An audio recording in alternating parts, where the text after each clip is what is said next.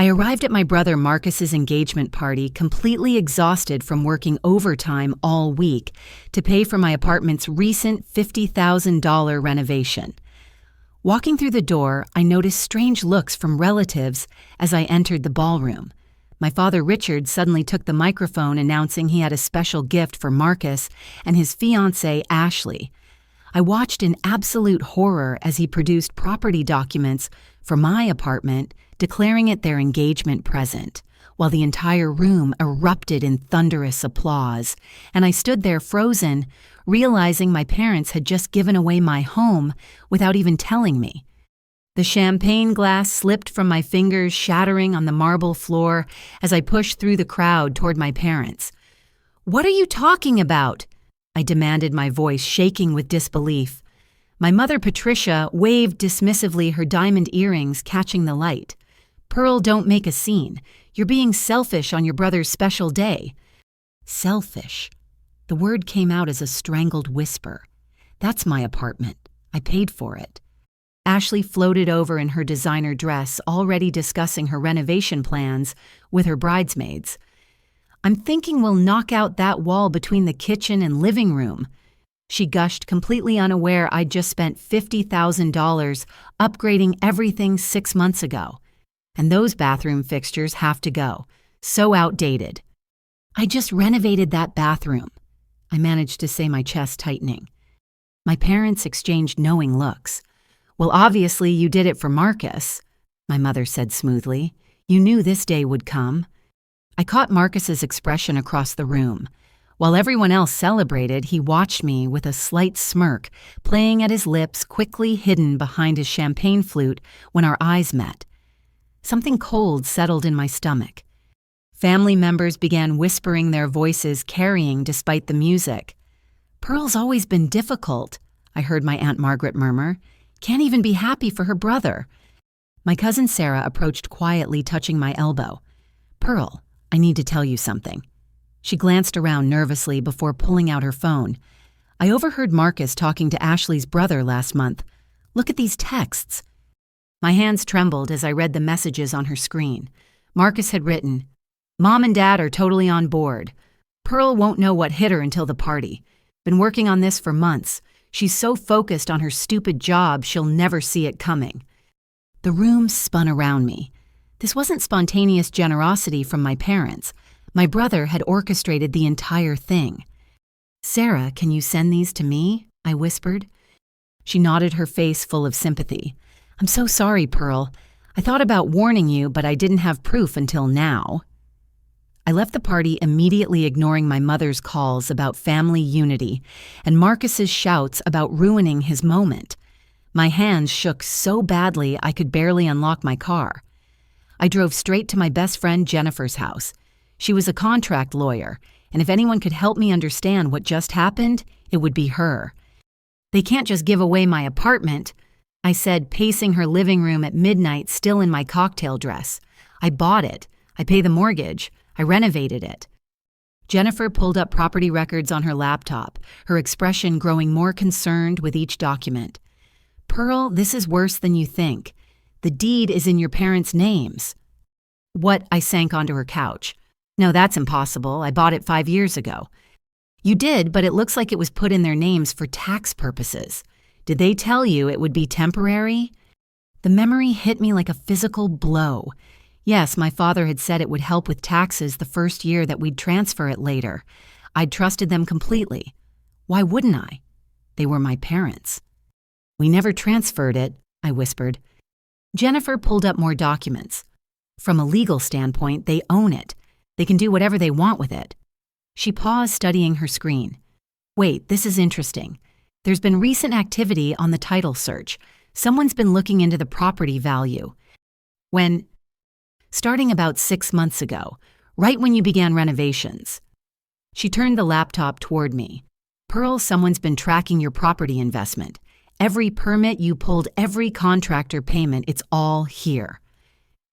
I thought about every late night I'd worked extra shifts at the hospital, every weekend I'd spent painting and planning. "Can we trace who's been searching?" Jennifer's fingers flew across the keyboard. "The inquiry came from a realtor named Bradley Simmons. Ring any bells? Never heard of him. Let me check your email, Jennifer suggested. Sometimes these guys send preliminary stuff. I logged into my account on her computer, and there it was. 3 emails from Bradley Simmons in my trash folder, all about selling my apartment, all marked as read. I never saw these. I never deleted these. Someone with access to your email did, Jennifer said grimly. When was the last time Marcus used your computer? The pieces clicked together. He helped me set up my new printer 2 months ago, said he needed to install drivers. I felt sick. He used my computer for an hour. Jennifer pulled up the emails. Each one referenced conversations about my supposed plans to relocate to California for a job opportunity. Pearl, he's been building a paper trail, making it look like you were planning to abandon the property. But I love my job here. I just got promoted to head nurse in the cardiac unit. Your parents don't know that. I thought about it. I tried to tell them at Sunday dinner last month, but Marcus kept interrupting with stories about his engagement plans. Jennifer sat back, her legal mind clearly working. This is sophisticated manipulation. He's created a narrative where your parents believe they're helping both of you. You abandon a property you don't want, and he gets a home for his new marriage. What can I do legally? Honestly, not much. The property is legally theirs to give. Unless you can prove undue influence or fraud. She trailed off, then straightened. Wait, if Marcus accessed your email without permission and deleted correspondence that's unauthorized computer access, it's a federal crime. A tiny spark of hope flared. So I can fight this? Maybe. But Pearl, you need to document everything. Every conversation, every text, every piece of evidence that Marcus orchestrated this. And you need to be prepared for this to get ugly. Your family won't take kindly to you pursuing legal action. I thought about the smirk on Marcus's face, the way my parents had dismissed my devastation, the whispers from relatives who'd known me my whole life. It's already ugly, Jen. They stole my home. My phone buzzed at 6 the next morning. A text from Marcus.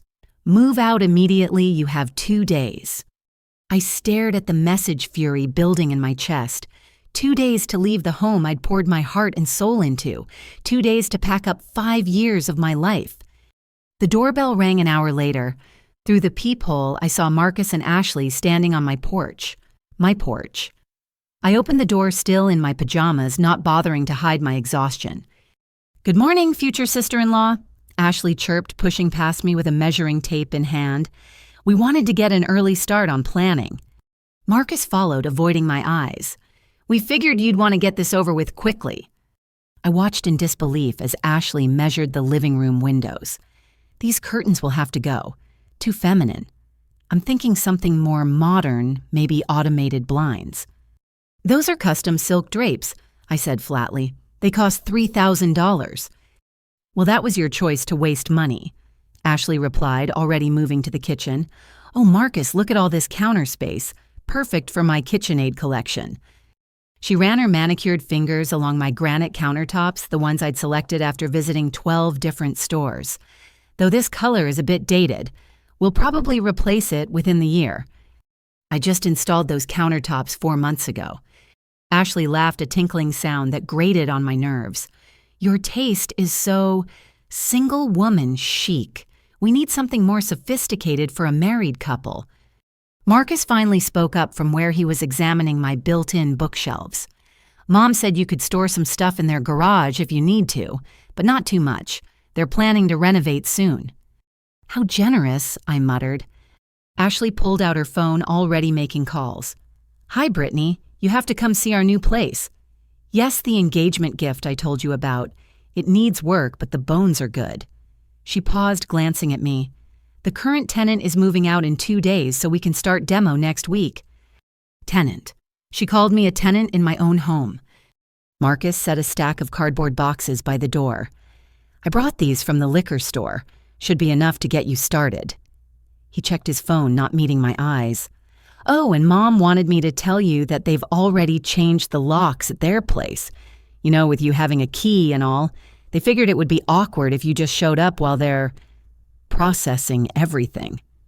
Processing what exactly? Your selfishness. Ashley supplied helpfully still on her phone, but apparently listening. Brittany, hold on. She covered the speaker. I mean, trying to keep a family gift for yourself. That's pretty low, Pearl. I bought this apartment, I said through gritted teeth, with my money from my job. The deed says otherwise. Marcus finally looked at me, and there was something cold in his eyes I'd never seen before. Look, Pearl, just make this easy on everyone. You're single, you can rent anywhere. Ashley and I need a real home to start our family. I told Brittany we might rent out the spare bedroom. Ashley continued into her phone. Extra income never hurts, right? Maybe $800 a month. The spare bedroom I'd converted into a home office where I studied for my nursing certifications, where I'd cried after losing patients, where I'd celebrated getting my promotion, reduced to a rental income opportunity. Marcus moved through my home like he already owned it, making notes on his phone. We'll need to change the locks first thing Wednesday. Can't have you getting confused and trying to come back. How thoughtful of you to consider my potential confusion, I said, my voice dripping sarcasm he chose to ignore.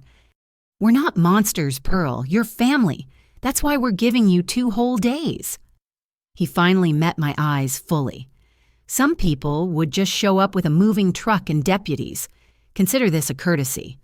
Ashley ended her call and linked her arm through Marcus's. Should we tell her about the housewarming party? What housewarming party? Next Saturday. Ashley beamed.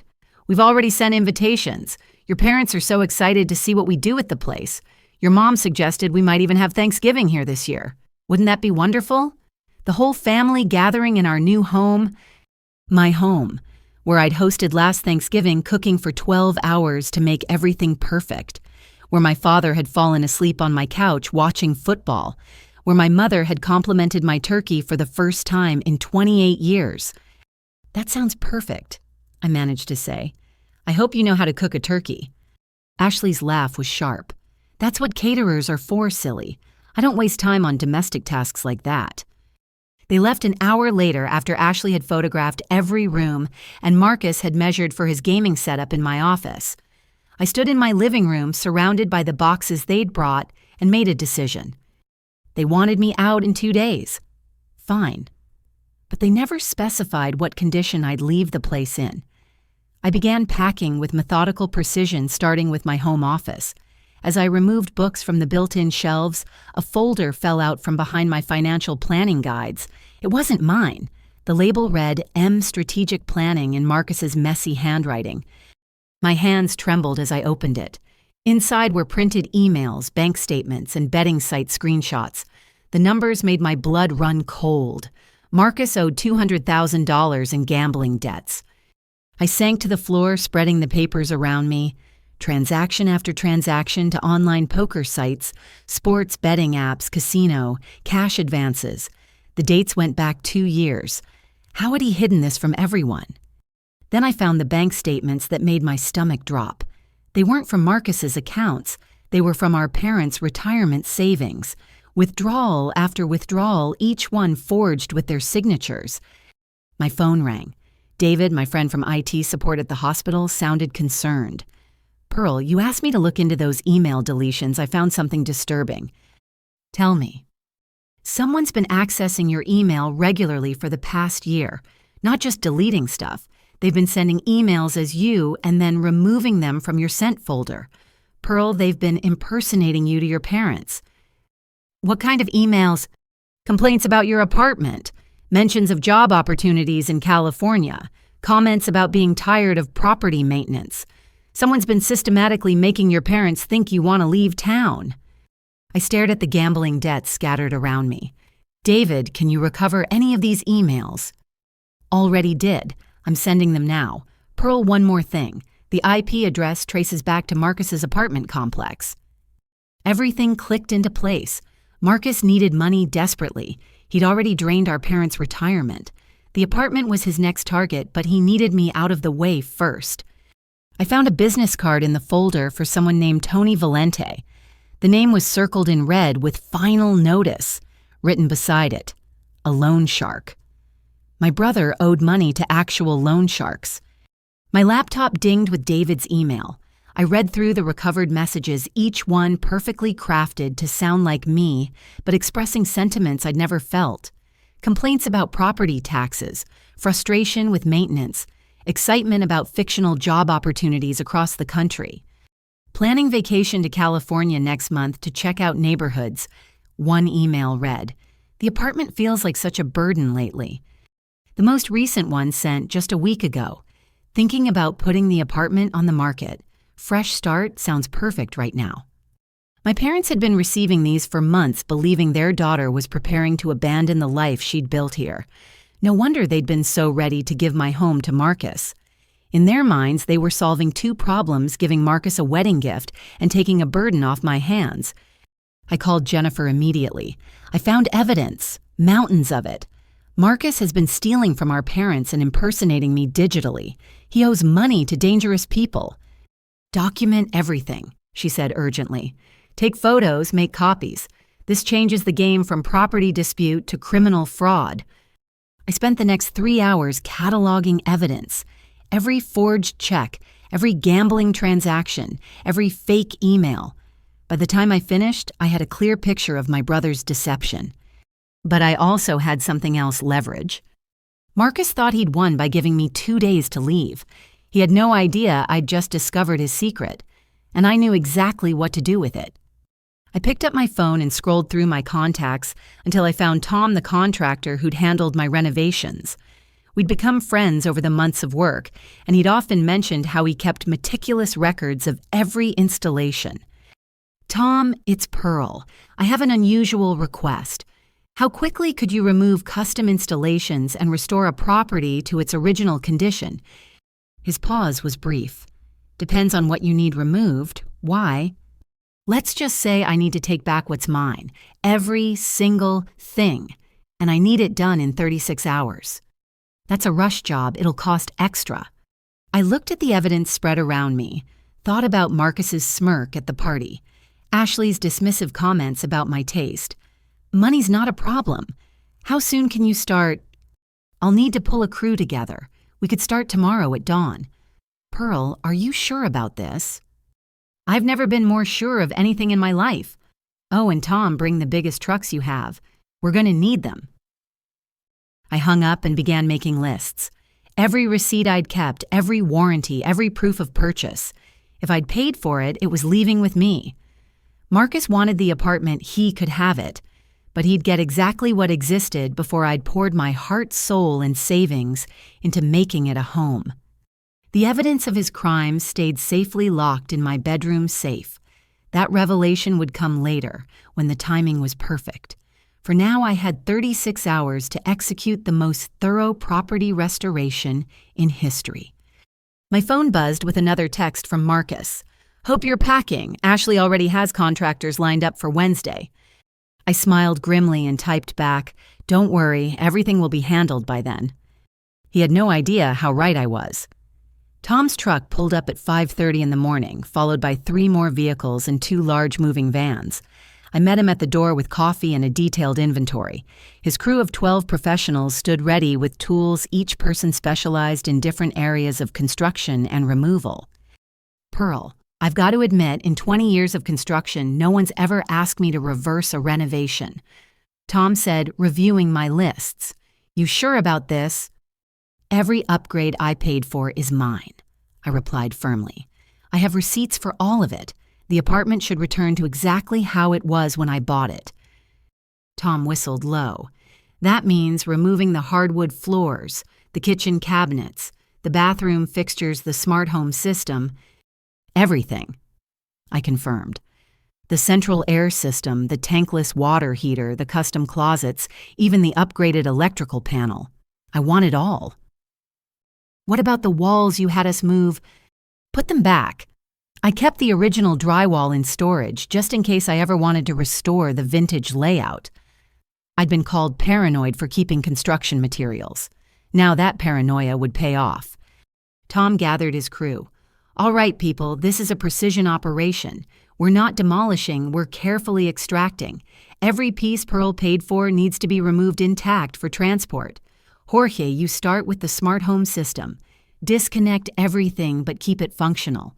Maria began with the kitchen, cabinet by cabinet. The crew dispersed through my apartment with practiced efficiency. I heard Jorge in the living room. This integrated system must have cost 15 grand. Beautiful work. 17,000.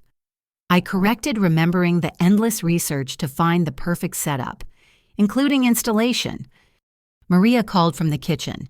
These soft close cabinets are gorgeous, custom made from a local craftsman in Denver, took 4 months to complete.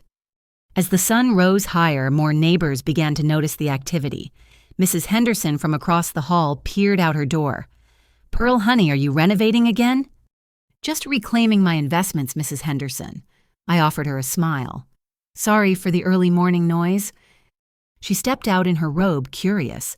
"But didn't your parents give the apartment to Marcus?" "They gave him the apartment. They didn't give him my $50,000 in improvements." Her eyes widened with understanding. "Oh my, good for you, dear. That boy always was too entitled for his own good." Tom approached with his tablet. "Pearl, we've discovered something.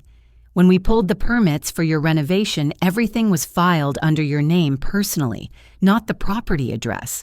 Legally, these improvements belong to you as personal property, not fixtures." "What does that mean?" "It means you're on even firmer legal ground. These aren't permanent fixtures if they were installed under personal property permits. Your lawyer friend is going to love this." My phone rang. Jennifer's name appeared on screen. "Pearl, I've been researching all night. Tom's right about the permits. Also, I found something interesting. Your parents filed a gift tax document for the apartment transfer. They listed the value as the original purchase price from 5 years ago, not the current improved value. They didn't account for my renovations, not a penny, which means they've potentially committed tax fraud by undervaluing the gift. If the IRS investigates..." I felt a twinge of sympathy for my parents quickly squashed by remembering their dismissiveness at the party. Document everything, Jen. By 9 o'clock, the kitchen transformation was remarkable. The expensive granite countertops were carefully removed, revealing the worn laminate underneath.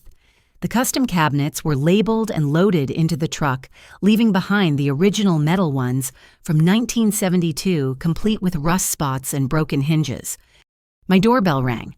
Through the peephole, I saw my friend Maria, a social media influencer with 300,000 followers. She held up coffee and bagels. "Thought you might need reinforcements." I let her in and she gasped at the activity. "Pearl, this is incredible. The precision, the justice of it all." Her eyes lit up. "Would you mind if I documented this? My followers love stories about women standing up for themselves." "Document away," I said, suddenly seeing an opportunity. "But don't post anything until Wednesday. I want the full impact when they arrive." Maria began filming, interviewing Tom about the technical aspects, capturing the careful removal of each expensive fixture. "This marble tile in the bathroom," she said to her camera.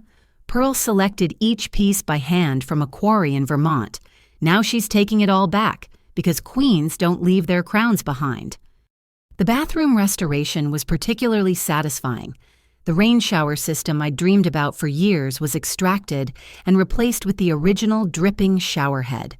The heated floors were pulled up, revealing cracked linoleum in a nauseating shade of green. The vintage toilet, which I'd kept in storage because it was too heavy for one person to move, was reinstalled complete with its perpetual running water problem. "This toilet uses 7 gallons per flush," Tom noted, "completely inefficient by modern standards. Perfect for Marcus's environmental consciousness."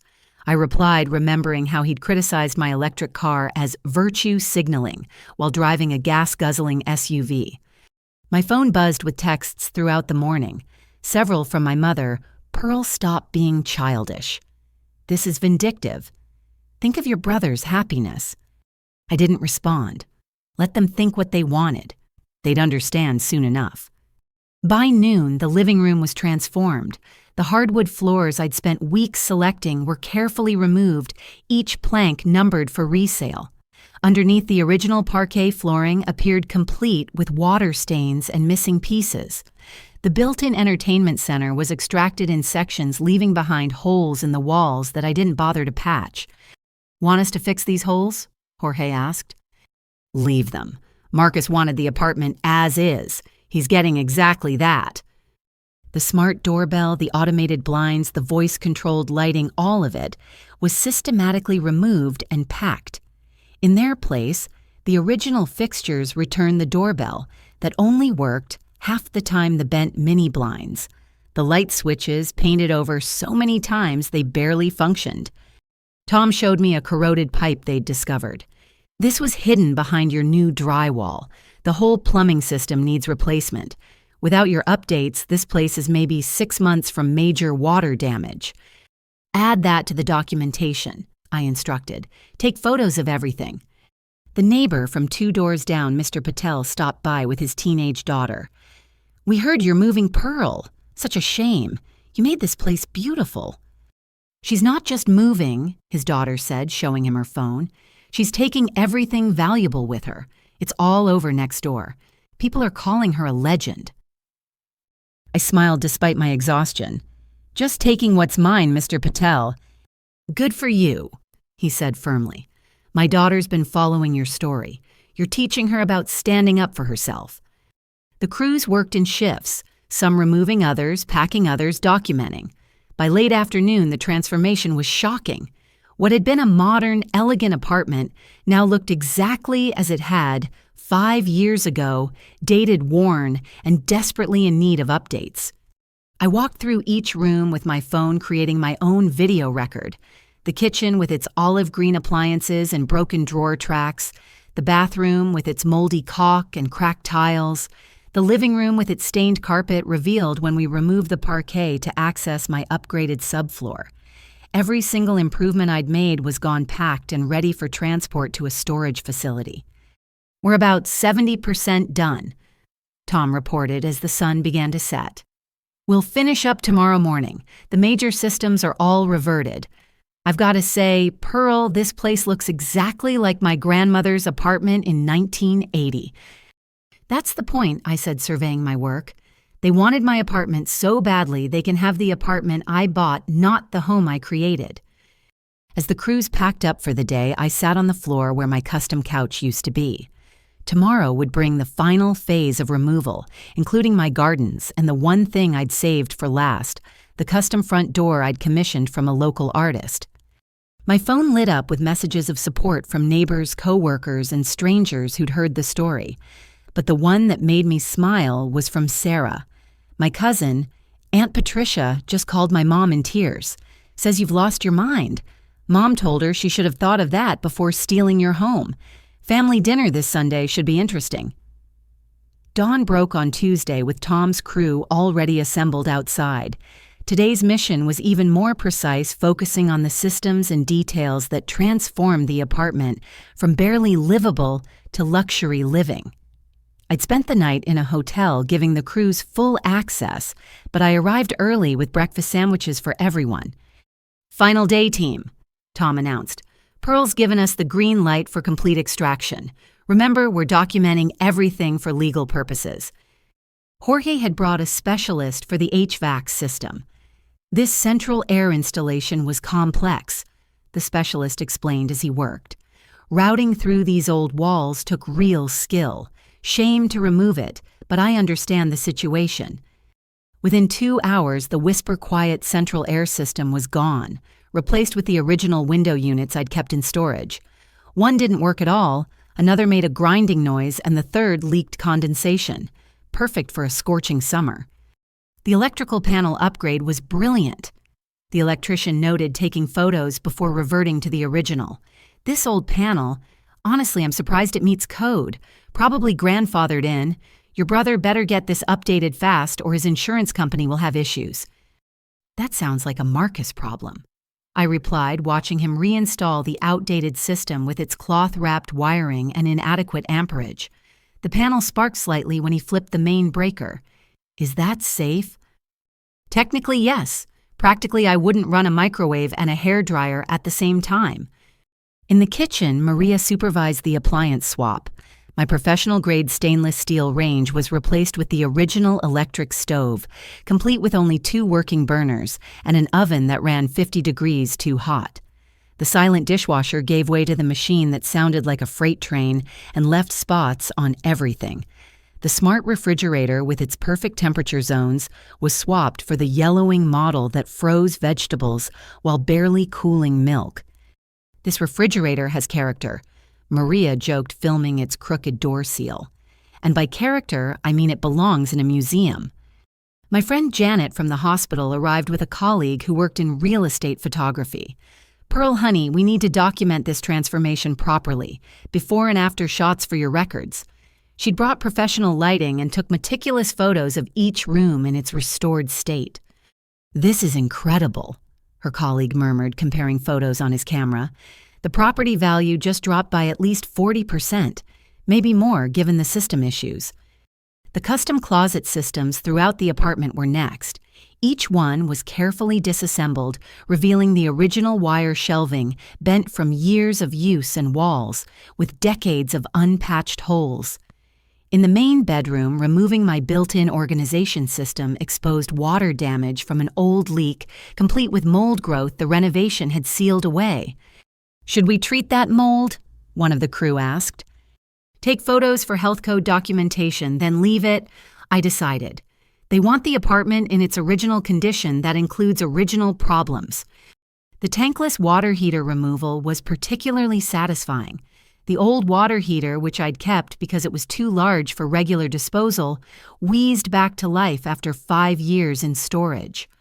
30-gallon capacity, Tom noted. "Enough for maybe 1 shower before it runs cold. And listen to that sediment buildup rumbling." Mrs. Henderson appeared again this time with several neighbors.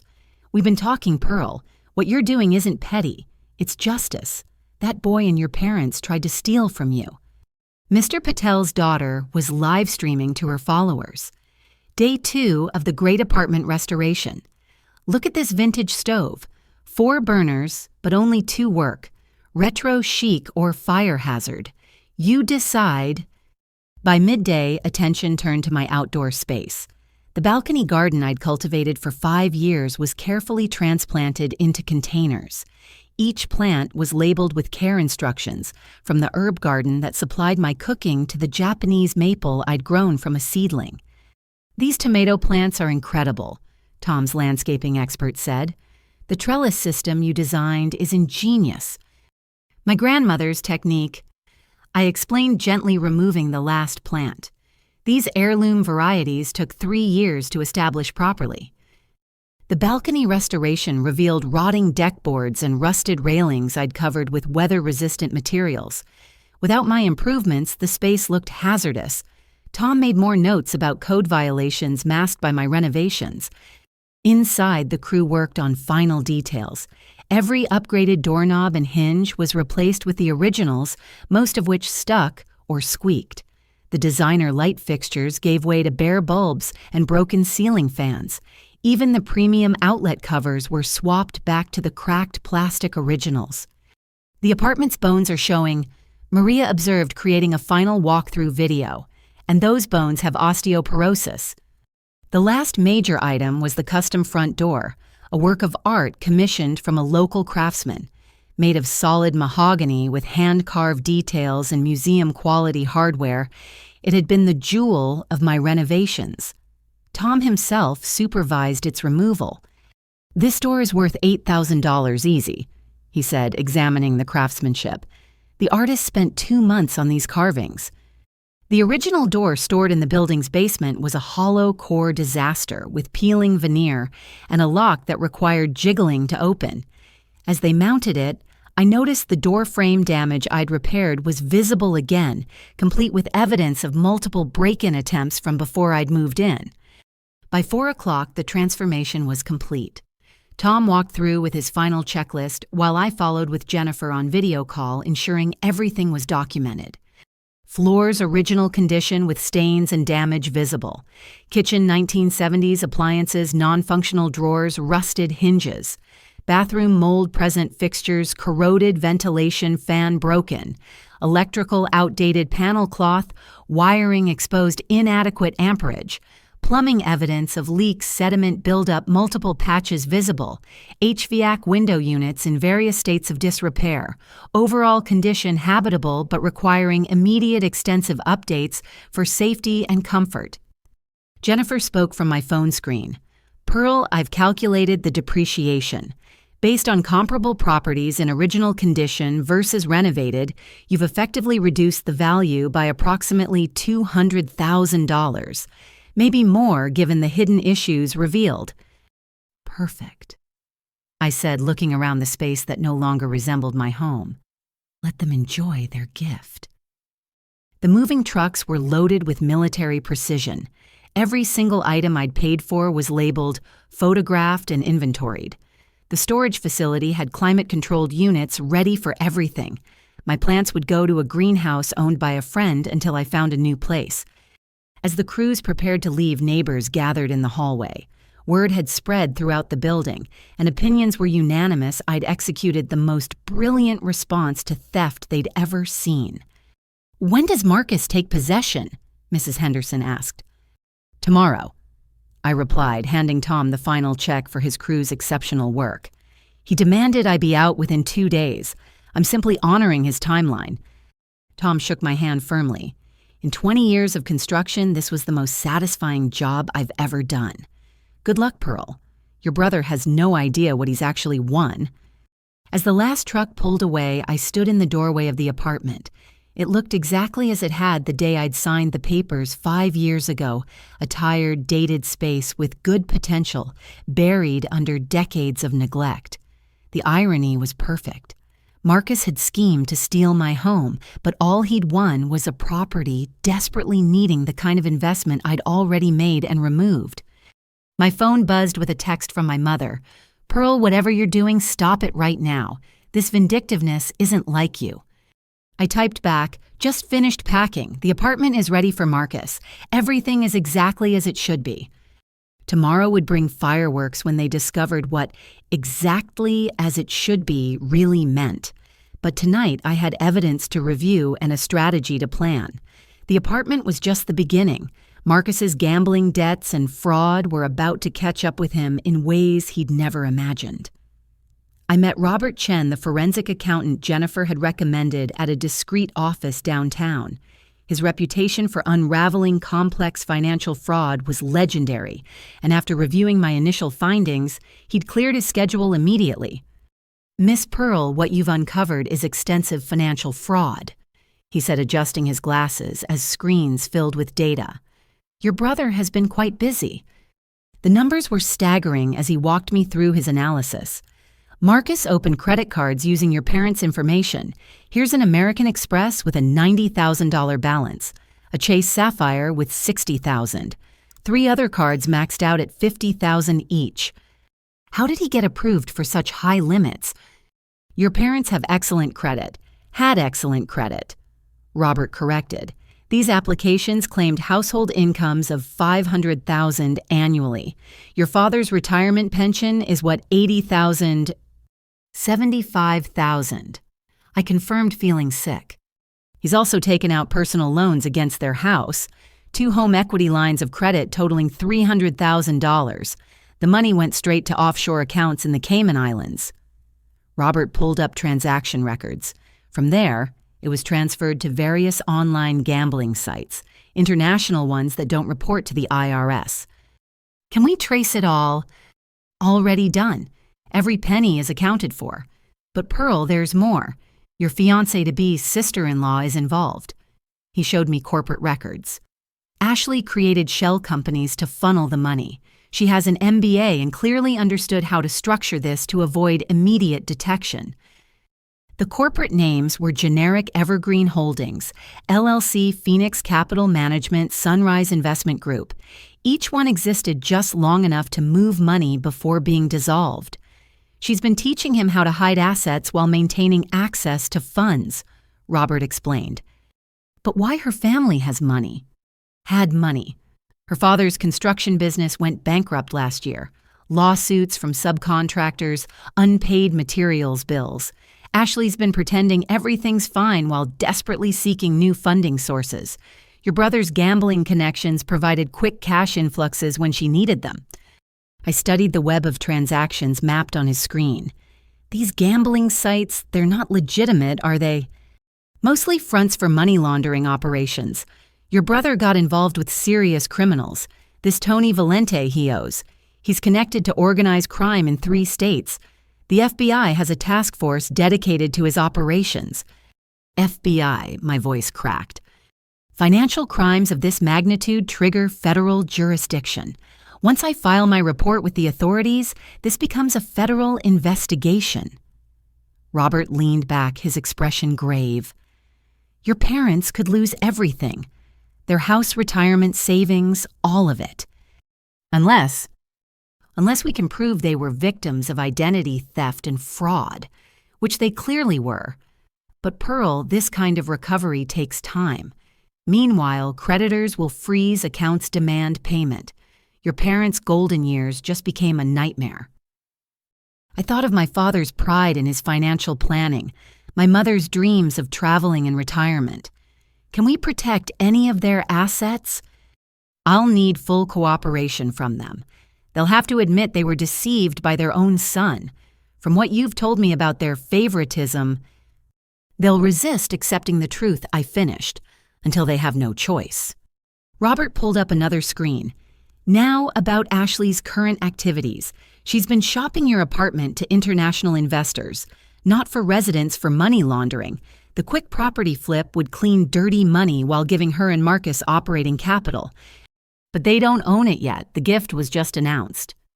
She's pre-selling based on anticipated ownership. I found emails to a buyer in Hong Kong promising possession within 30 days. The offered price, $400,000 cash, no questions asked. The apartment's worth maybe $200,000 in its current state. Money launderers pay premiums for cooperative sellers. Ashley promised vacant possession and no questions about renovations or property history. He paused. She's already taken a $50,000 deposit for property she doesn't own. Fraud upon fraud. If she can't deliver, those buyers won't sue. They'll send collectors. Robert's expression was grim. Your brother and his fiancée have angered dangerous people on multiple fronts. My phone rang. Grace, my father's sister, sounded worried. Pearl, I'm at your parents' house. 2 men came by asking for Marcus. They weren't friendly. Your father's pretending everything's fine, but I saw fear in his eyes. Are they still there? No, but they said they'd return tomorrow. Something about overdue payments and consequences. Pearl, what has Marcus done? More than anyone realizes, Aunt Grace. Can you convince my parents to leave the house tonight? Maybe visit you. I'll try. Your mother's in denial, keeps saying Marcus is just stressed from wedding planning. After I hung up, Robert showed me one final document. This is a life insurance policy Marcus took out on your parents. $1 million each with himself as sole beneficiary, purchased 6 months ago. The implication hit me like a physical blow. He's planning for them to... I won't speculate on his intentions, but people in desperate debt to violent criminals sometimes rationalize extreme solutions. Robert began gathering documents. We need to involve law enforcement immediately. This has escalated beyond family drama. I thought about the denial my parents wrapped themselves in their golden child who could do no wrong. Would they believe Marcus capable of this, or would they blame me for discovering it? There's something else, Robert said. The renovation permits Tom mentioned, I researched them. Marcus was listed as a contractor on several entitled to payments you made directly to vendors. He's been skimming from your renovation budget, too. Approximately $30,000 diverted to his accounts. The betrayal kept deepening. Every interaction I'd had with Marcus over the past year was tainted by deception. His helpful presence during my renovation hadn't been brotherly support, it had been reconnaissance for theft. We have enough evidence to file charges, Robert concluded. Multiple counts of fraud, identity theft, money laundering, conspiracy. Ashley faces similar charges. Your parents can be protected as victims if they cooperate. But Pearl, once this starts, there's no stopping it. Your family will never be the same. I looked at the evidence boxes Robert had compiled, each one meticulously labeled and cross-referenced. My little brother, who I'd helped with homework and driven to soccer practice, had become a criminal who'd potentially put our parents' lives at risk for insurance money. "File the reports," I said quietly. "All of them. My family's already destroyed. At least this way there's hope for justice and recovery." Robert nodded. "I'll contact the FBI Financial Crimes Unit tonight. They'll want to move quickly given the organized crime connections. Be prepared for your life to become very complicated very soon." As I left his office, my phone filled with messages, several from neighbors reporting more visitors asking about Marcus. One from Tom saying someone had tried to break into the storage facility where my renovated items were kept. Another from Maria telling me her social media posts about the apartment restoration had gone viral with 3 million views and climbing. But the message that stopped me cold was from Marcus himself. "Nice stunt with the apartment, sis. Enjoy your petty victory. You have no idea what you've cost me. This isn't over." I thought about the life insurance policies the dangerous men looking for him, the house of cards he'd built on our family's foundation. He was right about one thing: this wasn't over. But he had no idea how thoroughly his schemes were about to collapse. Tomorrow he'd take possession of an apartment worth less than half what he owed. Soon after, federal agents would come knocking. His engagement built on lies would crumble. And our parents would finally see their golden child for what he'd become, a desperate gambler who'd risked everything they'd built for one more bet. I drove to the hotel where I'd been staying, boxes of evidence secured in my trunk. Tomorrow would bring chaos, but tonight I had calls to make and safety measures to arrange. The loan sharks visiting my parents had made this more than financial. It was now about survival, both economic and physical. Wednesday morning arrived with the kind of dramatic flair I'd expected. At 8:15 sharp, my parents' Lincoln Town car pulled up to the apartment building. I watched from across the street, having arrived early to ensure all my possessions were gone. My mother emerged first, dressed as if attending a charity luncheon rather than inspecting her son's new property. My father followed, his expression stern and disapproving. They'd brought Marcus and Ashley, who stepped out looking like they'd won the lottery. Ashley wore a designer dress and carried fabric samples, already planning her redecoration. Marcus strutted with the confidence of someone who believed he'd gotten away with the perfect crime. I waited until they'd entered the building before following at a distance. Mrs. Henderson had promised to text me updates, and my phone buzzed immediately. "They're in for quite a surprise, dear." The scream that echoed down the hallway 5 minutes later was audible from the stairwell. Ashley's voice, high and shrill. "What happened to this place?" I climbed the stairs slowly, timing my arrival for maximum impact.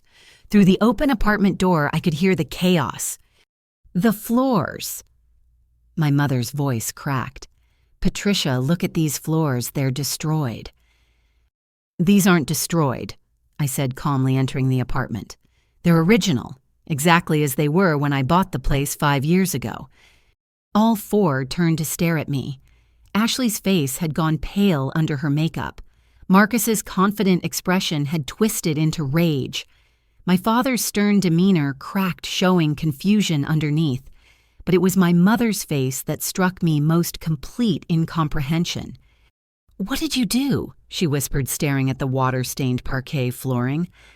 "I honored Marcus's demand to vacate in 2 days," I replied evenly. "I removed my personal property, all of it."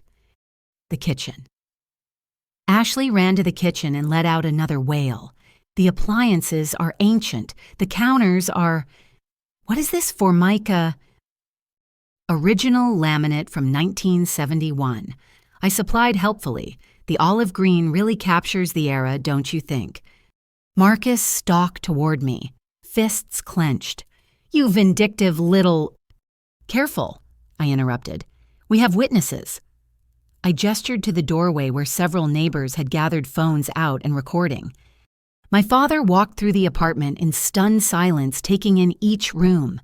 The bathroom with its mold and cracked tiles, The bedrooms with bent wire shelving and stained walls, the living room with its sparking electrical outlets and grinding window air conditioner. "Pearl," he said slowly, "where is everything?" My $50,000 in renovations safely in storage. Every custom cabinet, every hardwood plank, every marble tile. I have receipts for all of it.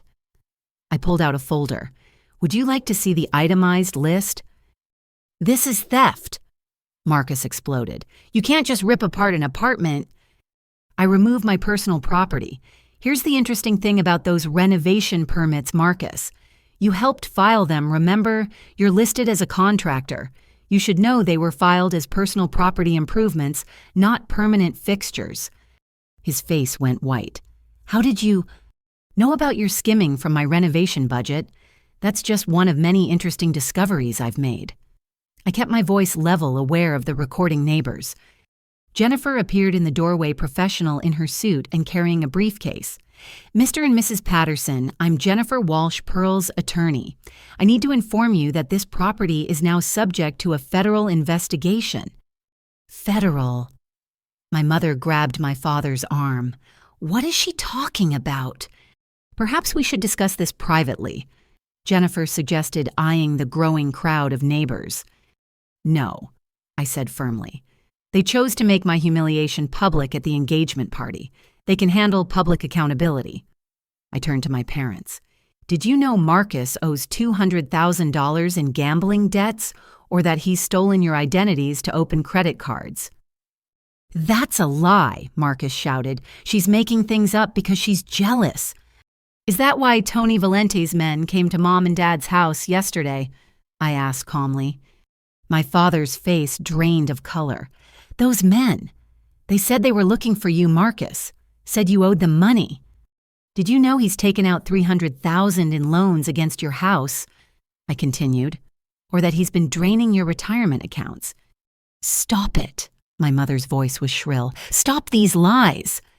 Jennifer opened her briefcase, pulling out documents. "These aren't lies, Mrs. Patterson. These are bank statements, credit reports, and loan documents, all in your names, all benefiting Marcus." Ashley had been backing toward the door, but I wasn't done. "Running away won't help, Ashley. The FBI knows about your shell companies. They know about the $50,000 deposit you took from Hong Kong buyers for an apartment you don't own." "I don't know what you're talking about," Ashley said, but her voice shook. "Evergreen Holdings, LLC, Phoenix Capital Management." I listed the shell companies Robert had identified. "Your father's bankruptcy left you desperate, so you helped Marcus hide stolen money. You taught him how to create offshore accounts." "Marcus?" Ashley turned on him. "What is she talking about?" "She's lying." But Marcus's voice cracked and sweat beaded on his forehead. Mr. Patel's daughter stepped forward from the crowd phone extended. "Actually, it's all documented. Pearl's friend Maria posted the evidence online. The FBI Financial Crimes Unit has already responded to the viral thread. 3.5 million views and climbing."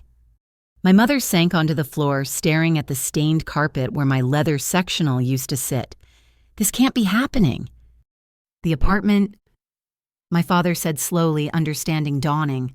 "You did this because you knew it was worthless to them. Without your renovations, they can't sell it for enough to pay any debts." "The current value is approximately $180,000, I confirmed. "In this condition, possibly less. The inspection report I commissioned yesterday found several code violations that my renovations had corrected.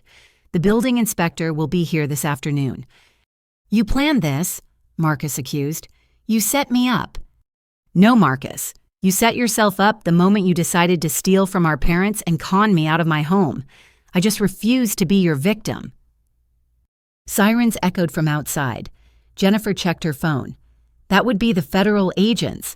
They have warrants for financial records and arrests for fraud charges." "Arrests." My mother struggled to her feet. No, there must be a mistake. 2 FBI agents appeared in the doorway, badges visible. "Marcus Patterson, Ashley Chen. You're under arrest for wire fraud, money laundering, and conspiracy." The next few minutes were chaos. Marcus tried to run but was quickly restrained.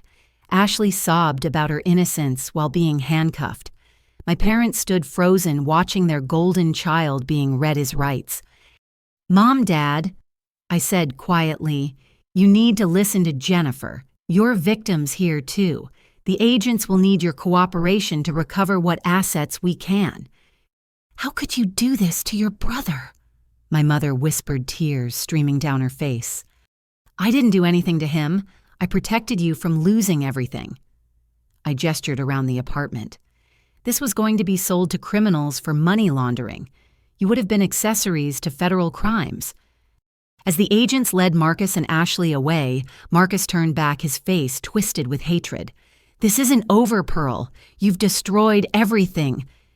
"No," I replied calmly. "You destroyed everything the moment you chose greed over family.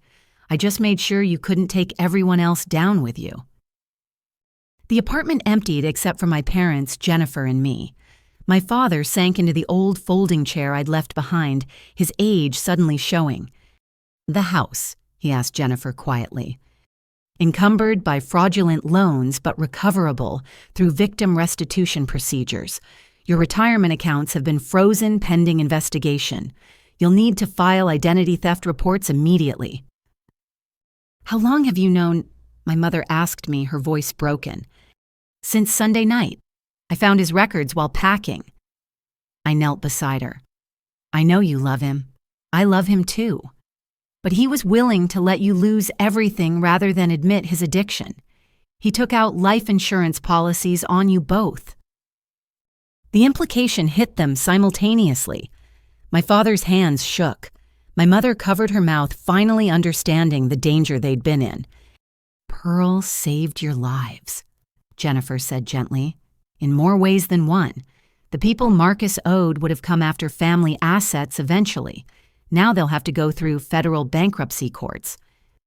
"The apartment," my father said, looking around at the dilapidated space. "We gave him nothing but problems." "You gave him exactly what you took from me," I corrected. "An apartment. Just not the home I'd built. That belongs to me, and I'll be using those assets to start over somewhere you can't hurt me again." "Pearl, please." My mother reached for me. "We didn't know. We thought we were helping both of you." "No, Mom. You thought you were rewarding your favorite child at my expense. Again. Just like every sports award, every birthday party, every achievement of mine overshadowed by Marcus's needs." I stood up. "Jennifer will help you navigate the legal process. I've done what I could to protect you from complete ruin. The rest is up to you." 3 hours later, I sat in Jennifer's office reviewing documents when her assistant knocked urgently. "Marcus Patterson is in the lobby. He's agitated." Through the security monitor, we could see Marcus pacing his expensive suit, disheveled, clearly out on bail already. Ashley's wealthy father must have posted bond for them both. His face was contorted with rage as he shouted at the security guard. "Let him up," I decided, "but have security stand by." Jennifer raised an eyebrow. "You sure? He needs to understand this is over, all of it." Marcus burst through the door moments later, his carefully styled hair wild, his eyes bloodshot. The confident golden boy was gone, replaced by a desperate man watching his house of cards collapse. "You destroyed my life." He slammed his fists on Jennifer's desk, making her lamp jump. "Do you have any idea what you've done?" "Revealed the truth." I remained calm, though my heart raced. "Prevented you from destroying our parents completely." "They were fine. Everything was under control until you—" He gestured wildly, knocking over Jennifer's pencil holder. "The apartment was supposed to solve everything. Ashley had buyers lined up." "Money launderers," I corrected. "You were going to make our parents accomplices to federal crimes." "Stop acting so righteous." Spittle flew from his mouth. "You always had everything. Perfect grades, perfect job, perfect little life in your perfect apartment. Which you stole." "I deserved it."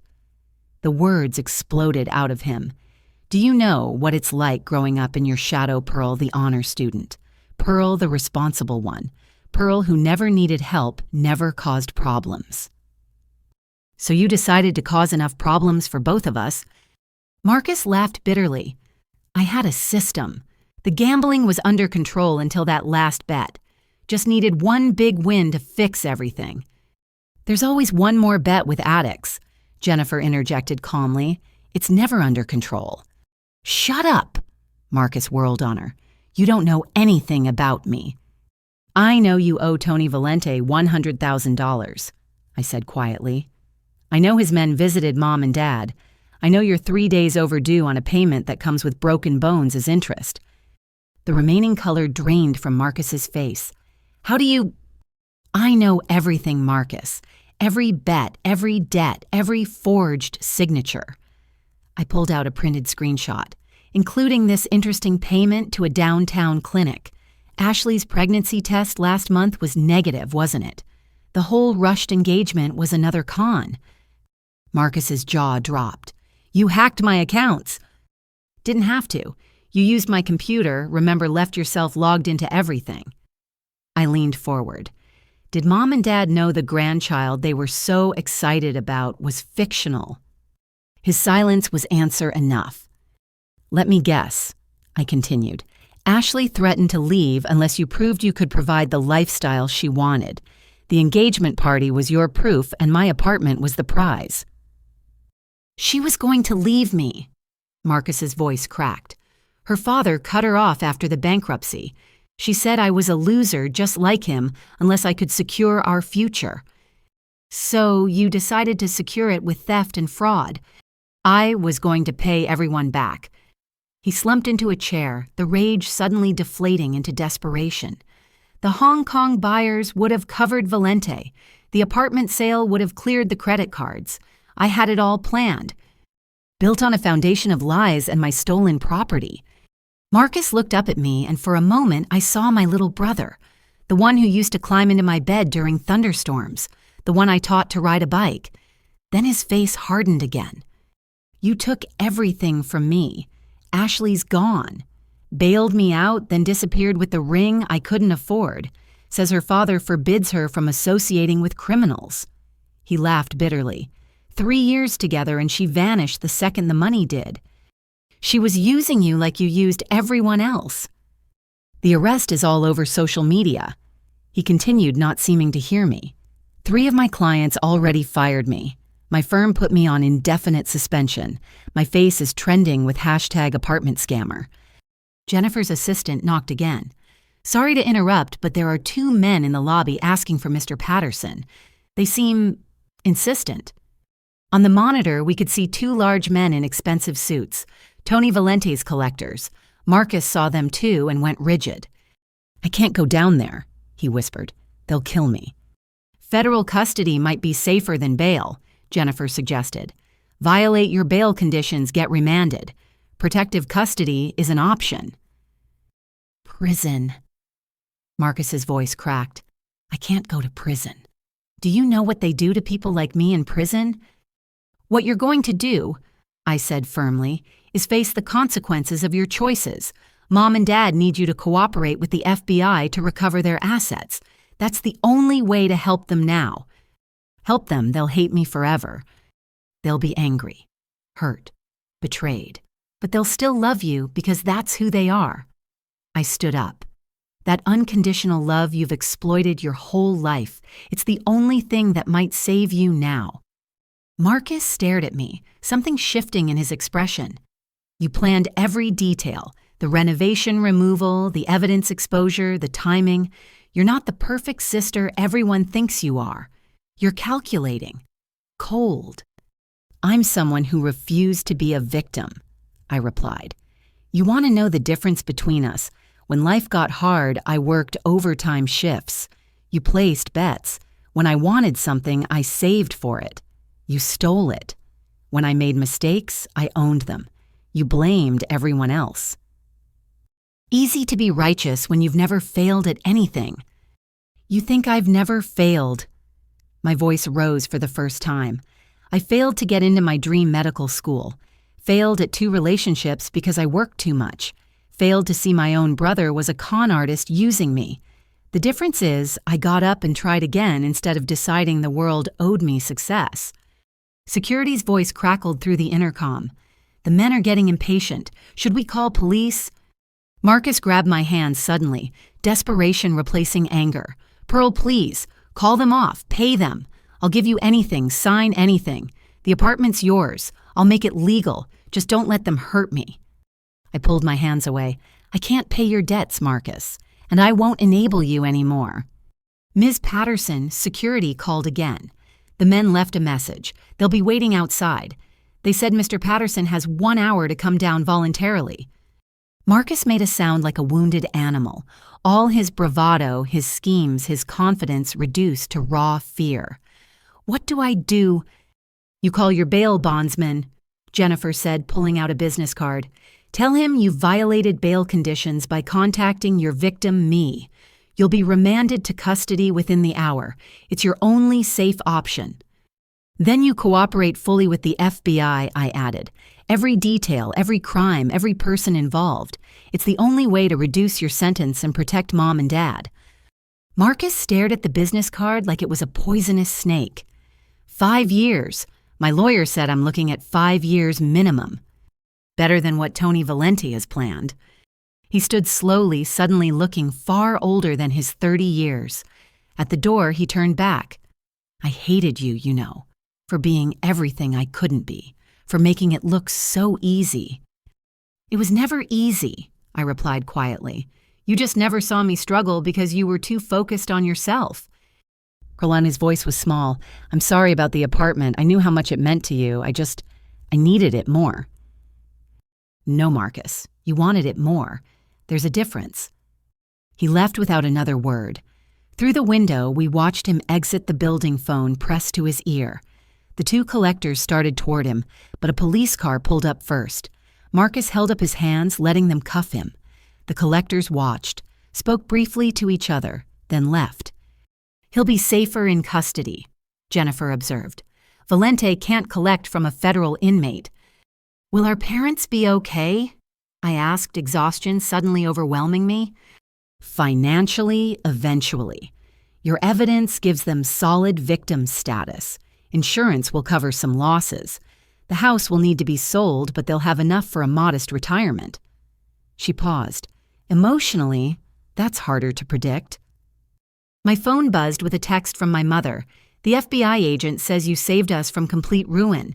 I don't understand everything yet, but thank you. Your father says to tell you he's proud of your strength. We're so sorry, Pearl, for everything. Can we talk soon? I stared at the text, feeling emotions I couldn't name. Relief, sadness, vindication. All of them and none of them. What will you do now? Jennifer asked gently. Start over. I said, thinking of my carefully removed renovations waiting in storage. Find a new place that's truly mine. Build a life without toxic family dynamics. And your parents? Maybe someday, after therapy, after they acknowledge the favoritism that created this disaster, after I heal from years of being second best in my own family.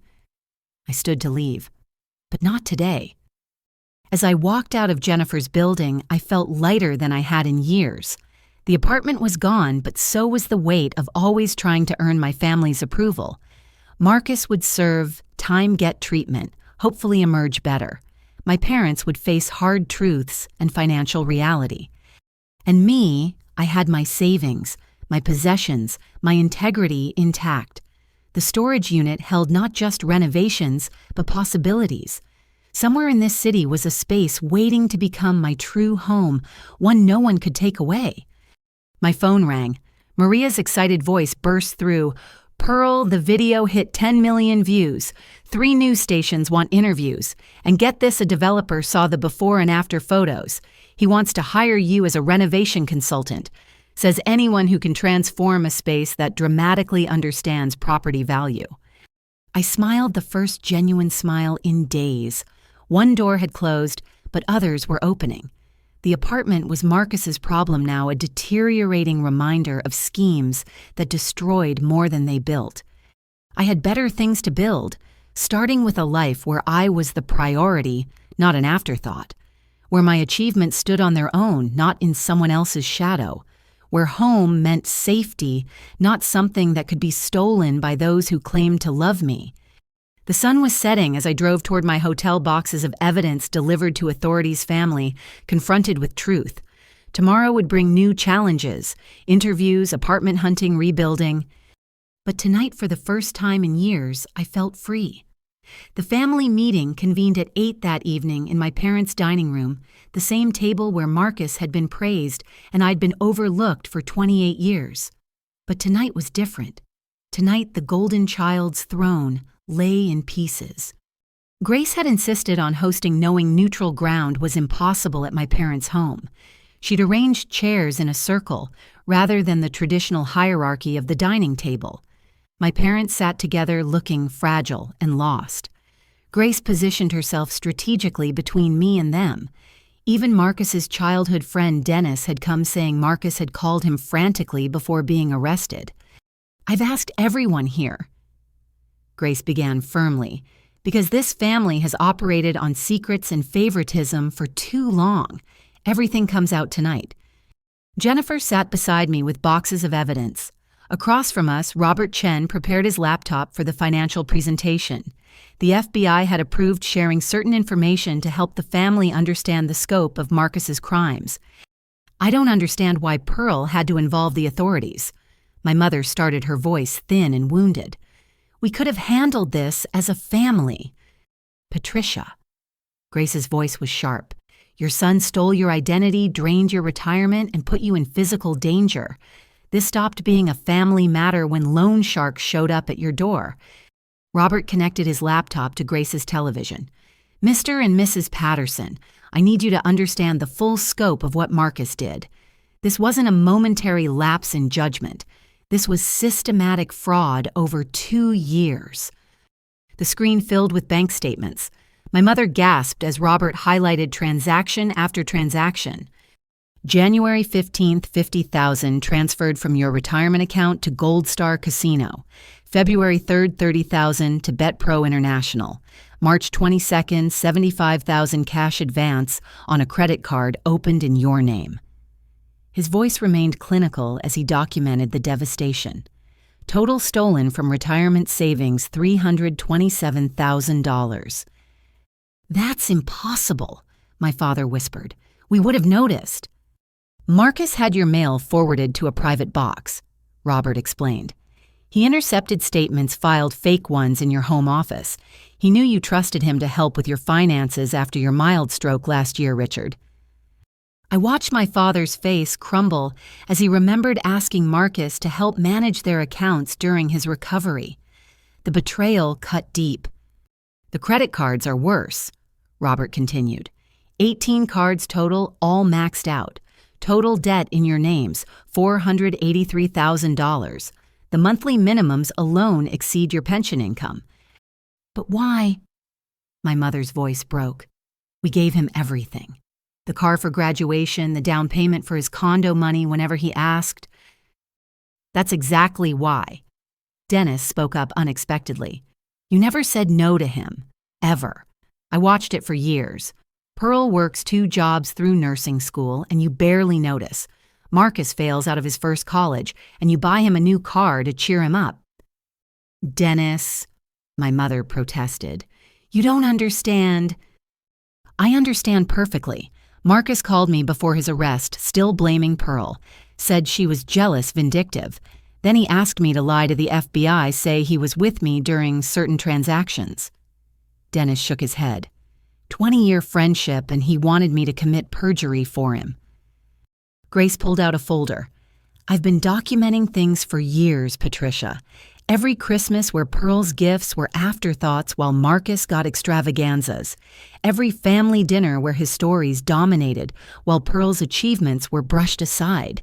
Did you know Pearl was valedictorian of her nursing school? No, because Marcus had a basketball game that day." "That's not fair," my father protested weakly. "Isn't it?" I spoke for the first time. "Dad, name one of my achievements you celebrated the way you celebrated Marcus making junior varsity." Silence stretched painfully. "Your nursing degree," he started, "was announced in the middle of Marcus's graduation party from his 3rd college. You said, "Oh, Pearl graduated too," like it was a footnote. My voice remained steady, though my heart raced. Robert cleared his throat. "May I continue? There's more you need to understand." The presentation shifted to Ashley's involvement. Shell company structures appeared on screen, money flowing through corporate entities in a complex web. Ashley Chen isn't just a passive participant. She orchestrated the money laundering structure. Her MBA thesis was on international finance law. She knew exactly how to hide assets while maintaining access. "But she seems so sweet," my mother murmured. "So devoted to Marcus." "She was devoted to Marcus's access to money," Jennifer corrected. "We have recordings from her laptop seized during arrest. She discussed with friends how Marcus was her lottery ticket out of her father's bankruptcy shame." The screen showed a transcript. Ashley's words were calculating, "Marcus is easily manipulated. Mommy and Daddy worship him. Once we're married, I'll have access to their entire estate. The gambling debts are concerning but manageable if we can leverage the right assets." "The pregnancy announcement?" my mother asked weakly. "Fake," Robert confirmed. "Medical records show she was never pregnant. The engagement was rushed to create urgency for the apartment transfer."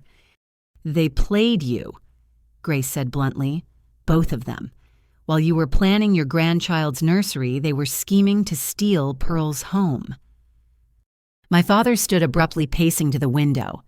"The life insurance policies. Pearl mentioned life insurance." Robert clicked to a new screen. 2 policies, $1 million each, taken out 6 months ago. The beneficiary, Marcus Patterson, sole recipient. "No," my mother breathed. "He wouldn't. Not our son. Not our baby." "Your baby is 30 years old with a gambling addiction and loan sharks threatening his life," Grace said firmly. "He was desperate enough to consider any option." "We don't know he would have," my father started. "Tony Valente's organization is linked to 16 suspicious deaths in 3 states, Robert stated factually. "When debtors can't pay but have life insurance policies on relatives' accidents happen. Marcus knew this. He discussed it in intercepted communications." Jennifer pulled out a printed message. "This is from Marcus's encrypted messaging app. Quote, parents are worth more dead than alive at this point. Insurance pays out quick, solves everyone's problems." End quote. The silence that followed was deafening. My mother collapsed into her chair, sobbing. My father returned from the window, looking every one of his 70 years. "Pearl saved your lives," Grace said quietly. "By exposing this when she did by involving authorities, she prevented something unthinkable." "But at the engagement party," my mother choked out, "the way he smiled when we gave him the apartment. He looked so happy." "He was happy," I said. "He thought he'd won. The apartment was worth enough to buy him time with Valente, maybe clear some debts. He never expected me to fight back." Dennis leaned forward. "Mrs. Patterson, I need you to hear something. Marcus used to laugh about how easy it was to manipulate you. He called you the ATM when talking to friends. Said Pearl was stupid for working when she could just cry to mommy like he did. Each word hit my parents like physical blows. The image of their golden child was shattering piece by piece. "There's one more thing," Robert said quietly. "The forensic audit of Pearl's renovation expenses. Marcus skimmed $30,000 from her contractor payments. He had access to her accounts because she trusted him. He stole from his sister while she was improving a property you would later give him. I found those records while packing," I added. "Realized he'd been stealing from me even as I helped him. Every family dinner where he'd hug me, call me best sister, he was calculating what else he could take." My father finally spoke, his voice hollow. "We created a monster." "You created a child who never faced consequences," Grace corrected. "Every time Pearl succeeded through hard work, you rewarded Marcus for simply existing. Every time he failed, you cushioned the blow instead of letting him learn." "The apartment," my mother said suddenly. "We gave him a worthless apartment." "Worth about $160,000 after the inspection report," Jennifer confirmed. Multiple code violations needed repairs estimated at $90,000 minimum. Without Pearl's renovations, it's barely sellable. Good, my father said with sudden vehemence. Let him see what his schemes really won. Robert began packing up his presentation. The FBI needs your full cooperation. Every document, every memory of suspicious activity. It's the only way to recover any assets. Will we lose the house? My mother asked. Probably, Robert answered honestly. But with cooperation and victim status, you might recover enough for a modest condo. Your retirement will be delayed significantly. What about Marcus? My father asked. What happens to him? Federal prison 5 to 8 years, most likely. Longer if he doesn't cooperate. He'll receive mandatory gambling addiction treatment. Whether it helps? Jennifer shrugged. That's up to him. Can we visit him? That's your choice, I said, standing to leave. But I won't be joining you. Marcus made his choices. I've made mine. Pearl. My mother reached for me. Please, we're sorry. We see it now, all of it. The favoritism, the blindness. Please don't leave us too. I paused at the doorway. I'm not leaving you, Mom. But I'm not returning to the role of overlooked daughter either. You want a relationship with me? It starts with therapy. Real accountability. And accepting that Marcus is a criminal who endangered your lives, not a misunderstood boy who made mistakes. We'll do anything, my father said. Therapy, whatever you need. We've lost one child to our failures. Please don't let us lose you, too. You haven't lost me, I said softly. But you have to earn me. For the first time in my life, I'm the priority, not Marcus's sister or your backup child. Me, Pearl. On my terms. I left Grace's house with Jennifer breathing in the cool night air. Behind us, my parents faced the complete destruction of their illusions. Ahead of me lay freedom from a lifetime of being second best. My phone buzzed, a text from the storage facility. Your renovation materials have been cataloged and appraised. Estimated value $78,000. Several contractors have expressed interest in purchasing if you're selling. I smiled. Those materials would seed my new beginning far from family who'd never truly seen me. The truth had shattered their comfortable lies, forced them to see the child they'd created and the one they'd overlooked. It was devastating. It was necessary. It was finally completely over. The next morning arrived with an ominous phone call at 6 a.m. My father's voice shook through the speaker. Pearl, they're here. 2 men. They're demanding to speak to Marcus. I was already dressed, having anticipated this. Don't open the door. I'm on my way with security. 20 minutes later, I arrived at my parents' house with Jennifer and 2 off-duty police officers she'd arranged. Through the living room window, I could see the men my father described, one tall and lean in an expensive suit, the other shorter, but built like a boxer. Both stood on the porch with the casual confidence of those used to getting their way through fear. Federal agents are aware of the situation, Jennifer reminded me. But these men haven't technically committed a crime yet. They're just visiting. I stepped out of the car and both men turned toward me. The taller one smiled, but it didn't reach his eyes. You must be Pearl, he said smoothly. I'm Vincent, associate of Mr. Valente. We're looking for your brother. He's in federal custody, I replied evenly, as I'm sure you know. Vincent's smile widened. Unfortunate. He has obligations that don't pause for legal inconveniences. Then you'll need to file a claim with the bankruptcy court like any other creditor. The shorter man laughed a harsh sound. Bankruptcy court lady, we don't do paperwork. Then you have a problem, I said, maintaining eye contact with Vincent, because paperwork is all you're going to get. Vincent stepped closer just enough to be intimidating without crossing legal lines. Your brother owes $100,000, plus interest, daily interest. Family debts have a way of becoming family problems. Are you threatening my parents? Threatening. Vincent placed a hand over his heart in mock offense. We're businessmen having a conversation about outstanding debts.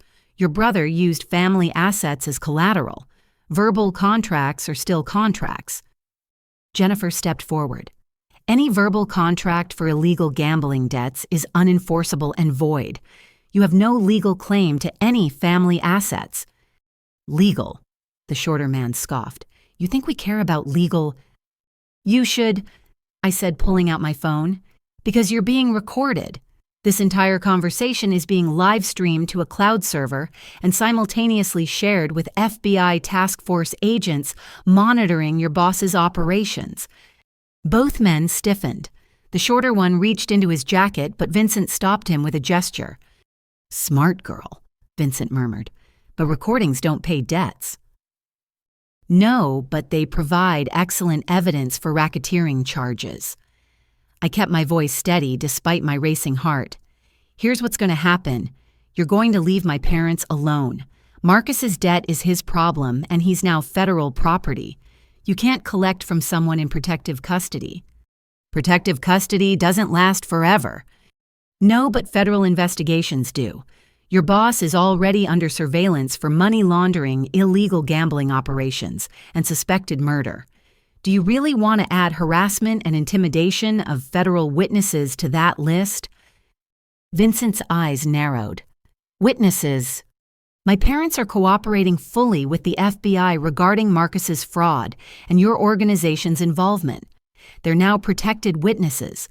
Harm them, threaten them, even park outside their house too long, and you'll trigger federal intervention. The two men exchanged looks. I pressed on, sensing their uncertainty. Marcus has no money. The apartment he thought he'd scored is worthless, needs more in repairs than it's worth. His fiancée disappeared with what little he had left. Your boss can write off the debt as a business loss, or he can escalate and bring federal heat down on his entire operation. Which do you think Tony Valenti prefers? Vincent studied me for a long moment. You're not like your brother. No, I'm not. I pay my debts and protect my family. Marcus did neither. The debt doesn't disappear, Vincent said finally. If Marcus emerges from prison thinking it's forgotten, he'll learn otherwise. Then he'll have to figure that out in 5 to 8 years. But my parents are off limits. That's non-negotiable. The shorter man spat on the lawn. This ain't over. Yes, it is, Jennifer interjected. My clients have documentation of all threats made. Any future contact will be considered witness intimidation and prosecuted accordingly. Vincent straightened his tie, the gesture somehow menacing. We'll be in touch with Marcus's legal representation about asset recovery through proper channels. The words dripped with sarcasm. Pleasant meeting you, Pearl. Your brother should have learned from you instead of trying to be something he wasn't. They walked to their black SUV with unhurried steps, making a show of their lack of fear. But they left, and that's what mattered. I waited until their vehicle turned the corner before letting out the breath I'd been holding. My hands shook as I lowered the phone. You did great, Jennifer said. But this isn't over. They'll look for other ways to recover the debt. I know, but I bought time and established boundaries. I turned toward the house where my parents waited. Let's make sure they understand the danger isn't past. Inside, my parents huddled on the couch like frightened children. My mother had been crying, her carefully applied makeup streaked. My father's hands trembled as he held a baseball bat, as if that would have helped against professional criminals. They're gone, I announced. For now. Pearl. My mother sobbed. Those men, they said such terrible things. Said Marcus promised them the apartment proceeds. Said we'd encourage the debt by enabling him. They weren't entirely wrong about the enabling, I said, sitting across from them. But that doesn't justify threats. You're now under federal witness protection protocols. Agent Martinez will be here soon to explain the details. Witness protection. My father's voice cracked. Like in movies, new identities. No just monitoring and rapid response if they return. You'll have panic buttons, regular check-ins. Your cooperation with the FBI grants you protected status. My mother reached for me again. How do you know all this? How are you so calm? Because I spent 3 days researching while you were in denial, I replied. I knew this was coming the moment I found Marcus's debts. I prepared for every scenario. We could have been killed. My father said the reality finally hitting him. Our son's choices could have gotten us killed, but they didn't, because Pearl exposed everything in time. Jennifer reminded them, those men now know you're protected and have no assets worth pursuing. They'll focus on Marcus himself once he's released. In 5 years, my mother whispered. What happens in 5 years? Marcus either learns from this and rebuilds his life away from here, or he doesn't. That's his choice. I stood up. Agent Martinez will help you understand your options. I need to go. Pearl, wait, my father called out. Stay, please, we're scared. I paused, looking at these people who'd raised me but never really seen me. They looked small now, vulnerable in a way that the golden child's parents never had before. I'll stay until Agent Martinez arrives, I conceded. But then I have apartment viewings. My life doesn't stop because Marcus's crimes caught up with him. We spent the next hour in awkward silence, broken only by my mother's occasional sobs and my father's repeated checking of locked doors. When Agent Martinez arrived with his partner, I felt relief at the professional competence they brought to the chaos. Mr. and Mrs. Patterson. Agent Martinez began, "You're victims of identity theft and fraud perpetrated by your son. Your cooperation makes you valuable witnesses. We take witness safety seriously." As they explained protocols and procedures, I quietly gathered my things. My parents were in good hands, better than Marcus had left them in. The loan sharks would think twice before harassing protected federal witnesses. At the door, my mother caught my arm. "Pearl, will you ever forgive us?" "Forgiveness isn't the issue, Mom. It's about patterns. 28 years of patterns don't change overnight because you finally see the consequences." I gentled my voice. "Focus on your safety and recovery. We'll address our relationship when you're stable." Outside, I sat in my car for a moment, processing the morning's events. Vincent and his partner were dangerous, but pragmatic. They'd calculate the cost-benefit of pursuing a debt versus attracting federal attention. My parents' new status should tip that calculation toward leaving them alone. My phone buzzed with messages. 3 apartment showings confirmed for this afternoon. A consulting offer from the developer Maria had mentioned. An interview request from a major news outlet about family fraud and standing up to favoritism. The old Pearl would have ignored these opportunities to focus on family crisis, but that Pearl had been invisible, overlooked, taken for granted. The new Pearl had faced down loan sharks, exposed a criminal conspiracy, and refused to be anyone's victim. I drove away from my childhood home, leaving my parents to face the reality of what their golden child had become. They'd survive this with federal protection and hard lessons learned. Whether they'd truly change remained to be seen. But I had apartments to view, a business to consider launching, and a life to build on my own terms. Marcus's loan sharks were his problem now, just like the worthless apartment and the prison sentence and the shattered illusions he'd sold for one more bet. My phone rang. Maria's excited voice burst through. "Pearl, the interview you gave about family fraud just went viral. 2 million views in 3 hours. You're trending #1 with #standup to favoritism. And that developer he wants to meet tomorrow. Says anyone who can handle family drama with such strategic thinking belongs in business." I smiled, turning toward the first apartment viewing. Every ending was also a beginning. Marcus had stolen my home, but inadvertently given me something better: freedom from seeking approval that would never come, strength forged in betrayal's fire, and a story that resonated with millions who'd been overlooked in their own families. The loan sharks were handled. The family was exposed. The truth had won.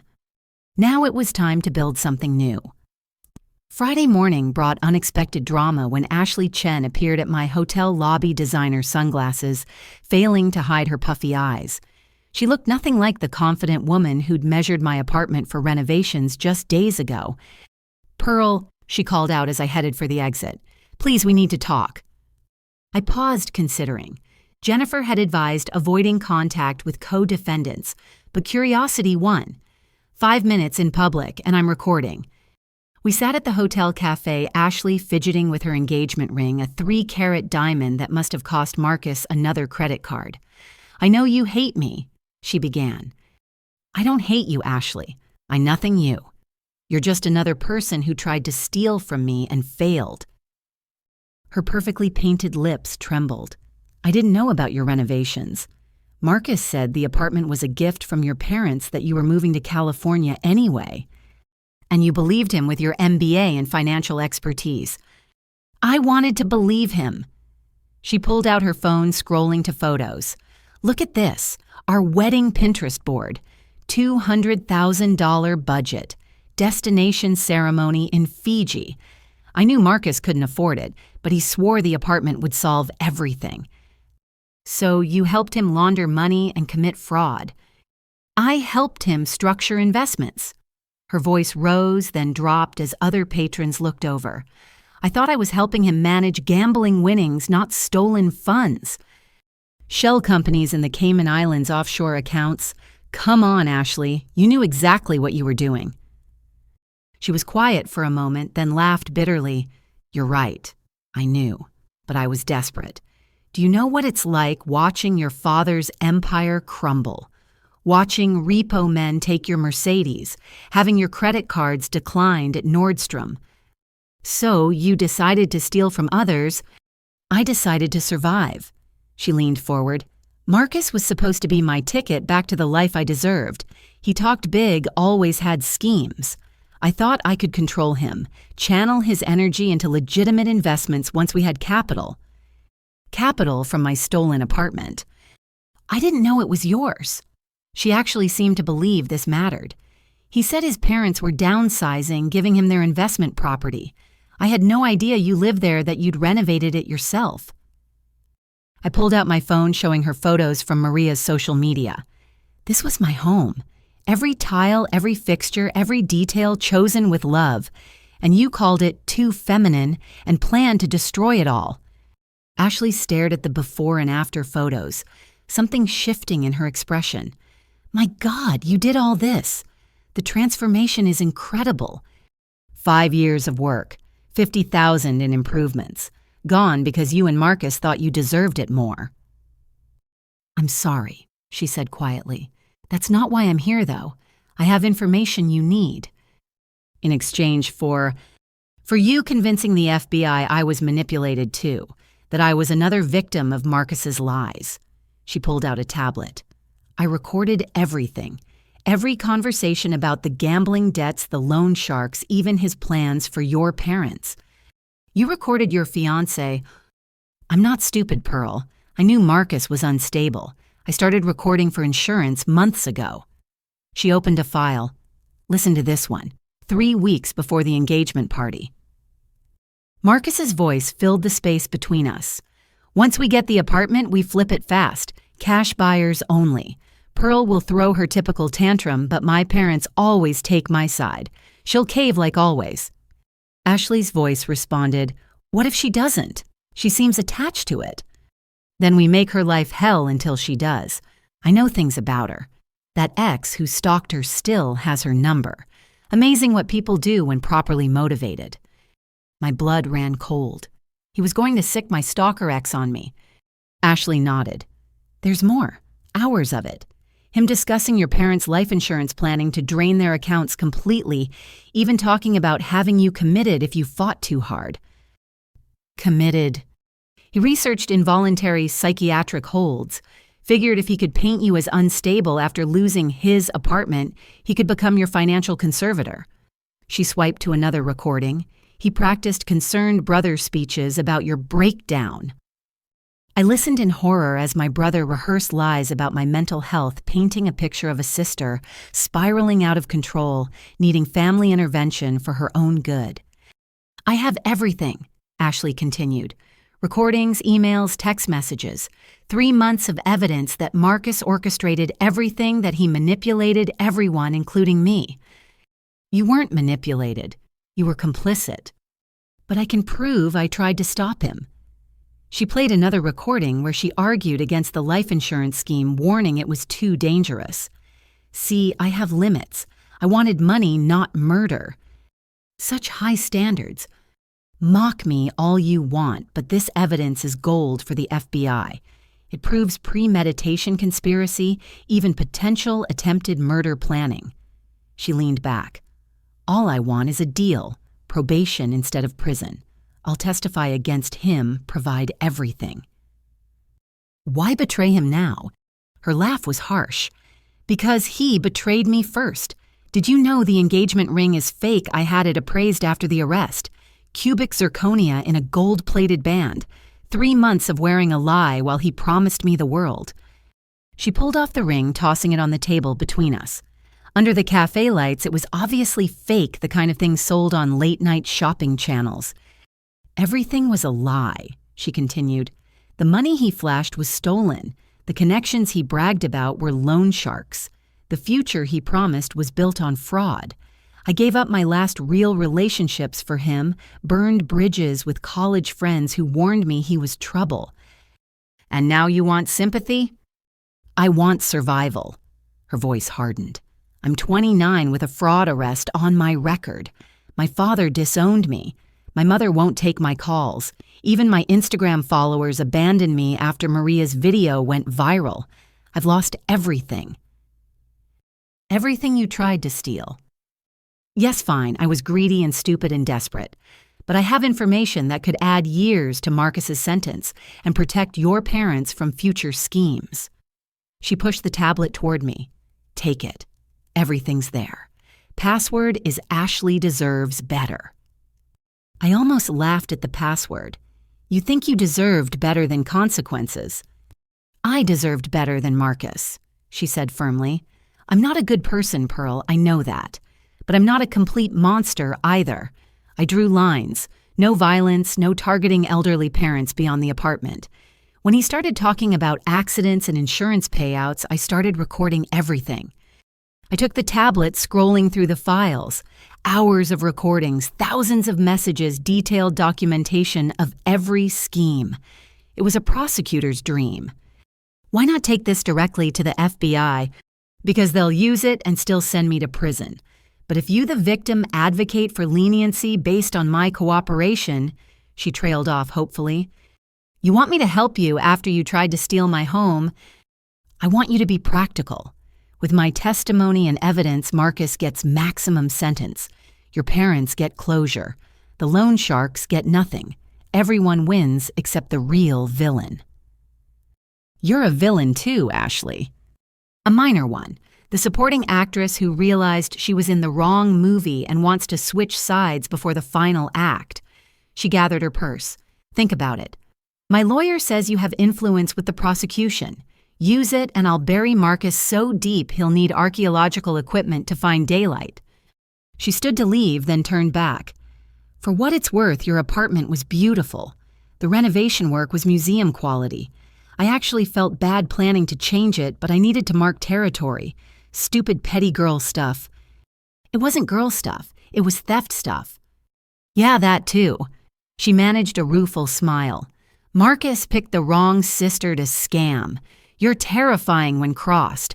He always said you were weak, too nice to fight back. Guess that's just another thing he was wrong about.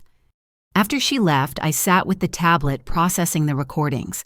Marcus's voice detailing schemes, calculating profits from our parents' deaths, planning to destroy my life if I resisted. Each file revealed new depths of his depravity. Jennifer arrived within an hour, having received my urgent message. She whistled low as she reviewed the evidence. This is a gold mine. With Ashley's cooperation, Marcus is looking at 10 to 15 years, not 5. Should I help her? Honestly, yes. She's a small fish who got caught in bigger schemes. Probation with community service seems fair for financial fraud versus Marcus's identity theft, elder abuse, and conspiracy charges. Jennifer copied the files. I'll contact the prosecutor. Ashley's information just made their case airtight. That evening, I sat in my hotel room listening to more recordings. In one, Marcus laughed about my trust. Pearl's so desperate for family approval she'll believe anything. I could rob her blind and she'd apologize for not having more to steal. In another, he and Ashley discussed my reaction to losing the apartment. She'll cry for a week, then get over it, Marcus predicted. Pearl always caves, too worried about keeping the family peace to really fight. But the recording that broke my heart was Marcus alone, probably drunk, rambling to himself. Should have been me getting the praise, me with the good job, me with the nice place. But no perfect Pearl always wins. Not this time. This time, I take what's mine. What's mine? As if my achievements, my home, my life were his birthright stolen by my existence. I turned off the tablet, staring at the city lights through my window. Ashley's betrayal of Marcus was pure self-preservation, but it served justice. Her recordings would ensure he couldn't manipulate his way to a lighter sentence. My phone buzzed with a message from the prosecutor. Reviewed Chen's files. Exceptional evidence. With your support, we're offering her probation with restitution requirements. Her testimony will be crucial. I typed back, agreed. She's greedy and unethical, but not dangerous. Marcus is the real threat. Another message this from Ashley. Thank you. I know I don't deserve mercy. I'll make this right. Marcus will pay for everything. Tomorrow would bring more upheaval. The news was picking up the story, dubbing it the Great Apartment Heist. My parents were scheduled for their first therapy session. I had 3 apartment viewings and a business meeting with the developer. But tonight I sat with evidence of my brother's hatred voiced in his own words. He'd never loved me, only resented my existence. Every childhood memory was tainted by the knowledge that he'd been calculating how to take what I'd earned. Ashley's betrayal of Marcus was poetic justice. The woman he'd thought he controlled had been documenting his downfall just as he'd thought he could steal my life without consequence. She was right about one thing: he'd picked the wrong sister to scam. The weak, approval-seeking Pearl existed only in his imagination. The real Pearl had faced down family betrayal loan sharks and public humiliation without breaking. And now, with Ashley's evidence, she'd ensured justice was complete. Monday morning arrived with the kind of dramatic courthouse scene usually reserved for television dramas. The federal building downtown buzzed with reporters who'd caught wind of the apartment heist case. As I walked up the steps with Jennifer, cameras flashed and questions flew. Pearl, how does it feel to send your brother to prison? Will you ever forgive your parents? Is it true you stripped an entire apartment? Jennifer guided me through the chaos with practiced ease. My client has no comment at this time. She's here to see justice served. Inside the courtroom was packed. My parents sat in the front row looking haggard despite their best efforts at normal appearance. Grace sat beside them, a steadying presence. Ashley was already at the witness table with her lawyer dressed conservatively in a gray suit that screamed, "Reformed criminal." Marcus entered in handcuffs, orange jumpsuit, replacing his usual designer clothes. He'd lost weight in the few days since arrest, his golden boy swagger replaced by something hollow. When our eyes met, I saw hatred mixed with disbelief, as if he still couldn't understand how his perfect scheme had failed. Judge Catherine Morgan presided, known for her no-nonsense approach to financial crimes. This arraignment has generated significant public interest, she noted, eyeing the packed gallery. I'll remind everyone that this is a court of law, not entertainment. The prosecutor, District Attorney James Crawford, stood. Your Honor, the United States brings 23 charges against Marcus Patterson, including wire fraud, identity theft, money laundering, and conspiracy to commit insurance fraud. Each charge was read with devastating clarity. The paper trail we'd compiled painted a picture of systematic deception spanning years. Marcus stood stoically until Crawford reached the insurance fraud charges. The defendant took out life insurance policies on his parents without their knowledge, discussing with associates how their deaths would solve his debt problems. That's a lie, Marcus burst out. I would never hurt them. Mr. Patterson. Judge Morgan's voice was sharp. You'll have your chance to respond through counsel. Marcus's public defender, an overwhelmed-looking man named David Park, tried damage control. Your Honor, my client maintains his innocence. These charges are based on circumstantial evidence and family disputes taken out of context. Circumstantial. Crawford pulled out exhibits. We have 43 fraudulent transactions documented, 18 credit cards opened with stolen identities, shell companies created specifically for money laundering. And now, with Ms. Chen's cooperation, we have recordings of the defendant planning each crime. Ashley took the stand, her testimony devastating in its precision. She detailed every scheme, every conversation, every plan Marcus had made. The recordings played for the court were damning. "Did you know Marcus was stealing from his parents?" Crawford asked. "Not initially," Ashley replied, managing to look appropriately remorseful. "He said they were gifting him money. I only learned the truth when I found forged documents." And the apartment scheme? "Marcus said his sister was abandoning the property. He showed me fake emails from her discussing leaving town. I believed him until I saw the renovation photos online and realized she'd been living there all along." Marcus's face contorted with rage as Ashley systematically destroyed his defense. When she produced the recording of him discussing the life insurance policies, my mother sobbed audibly. The defendant stated, quote, "If something happened to them, all problems solved. Insurance pays out within 30 days. Debts cleared, fresh start with Ashley." Unquote. Ashley read from the transcript. "You recorded me without consent," Marcus shouted. "That's illegal." "Actually," Judge Morgan interjected, "single-party consent is legal in this state. Continue, Ms. Chen." The evidence mounted relentlessly. Robert Chen testified about the financial devastation, showing charts of stolen funds and fraudulent loans. The FBI agent detailed the loan shark connections and money laundering operations. Even Dennis testified, reluctantly admitting Marcus had tried to recruit him for alibis. When the defense's turn came, they had little to work with. Park tried painting Marcus as a gambling addict who'd lost control, deserving treatment rather than prison. "My client's addiction drove these actions," Park argued. "He needs help, not incarceration." Crawford's rebuttal was swift. "Addiction doesn't excuse systematic fraud over 2 years. The defendant didn't steal once in desperation. He built an elaborate criminal enterprise, recruiting others, forging documents, and endangering his parents' lives. Then came my turn to give a victim impact statement. I'd prepared carefully, wanting to convey the full weight of betrayal without seeming vindictive. "Your Honor," I began, my voice steady, "my brother didn't just steal money or property. He stole trust. Every family dinner where he hugged me, he was plotting. Every time he offered to help with my computer, he was accessing my accounts. He turned our parents into unwitting accomplices and nearly destroyed their retirement." I looked directly at Marcus. But worse than the financial crimes was the casual cruelty. He called me weak, too nice to fight back. He planned to have me committed if I resisted, to unleash my stalker ex if I complained. He saw my hard work not as inspiration, but as something to steal. The apartment wasn't just property. It was 5 years of overtime shifts, careful savings, and dreams made tangible. When he couldn't steal my success, he tried to steal my home.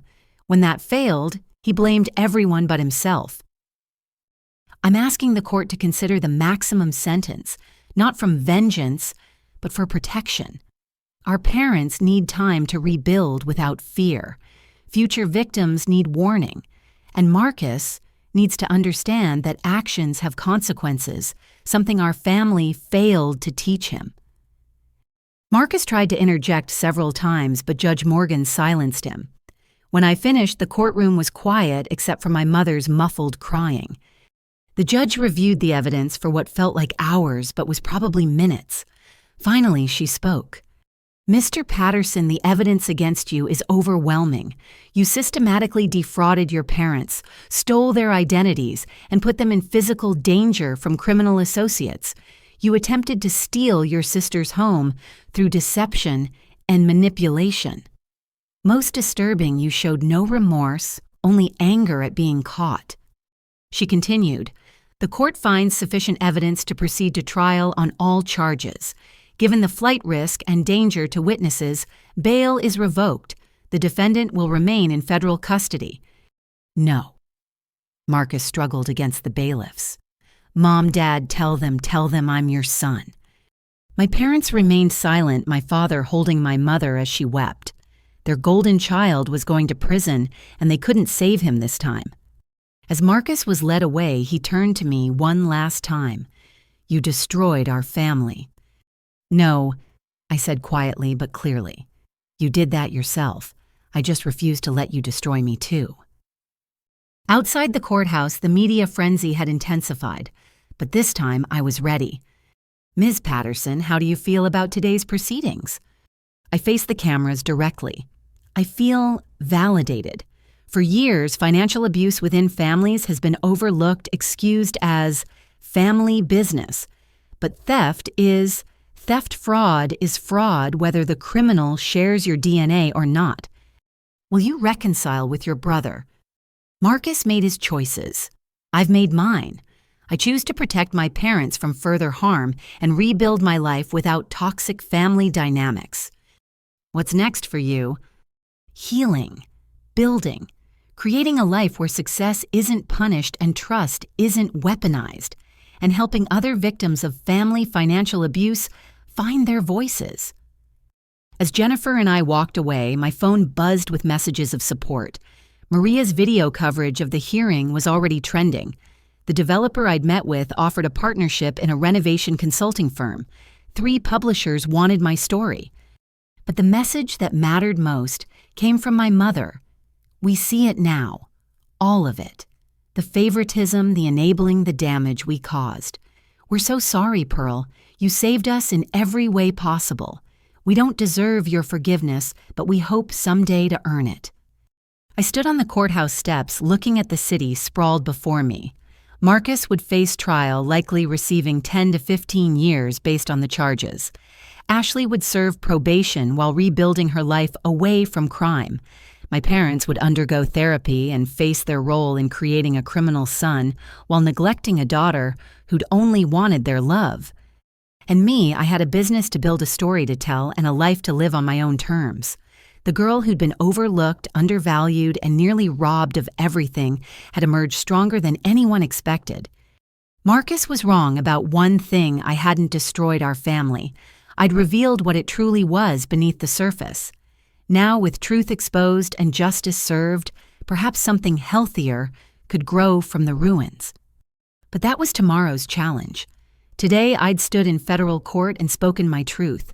I'd watched my golden child brother face consequences for the first time in his life.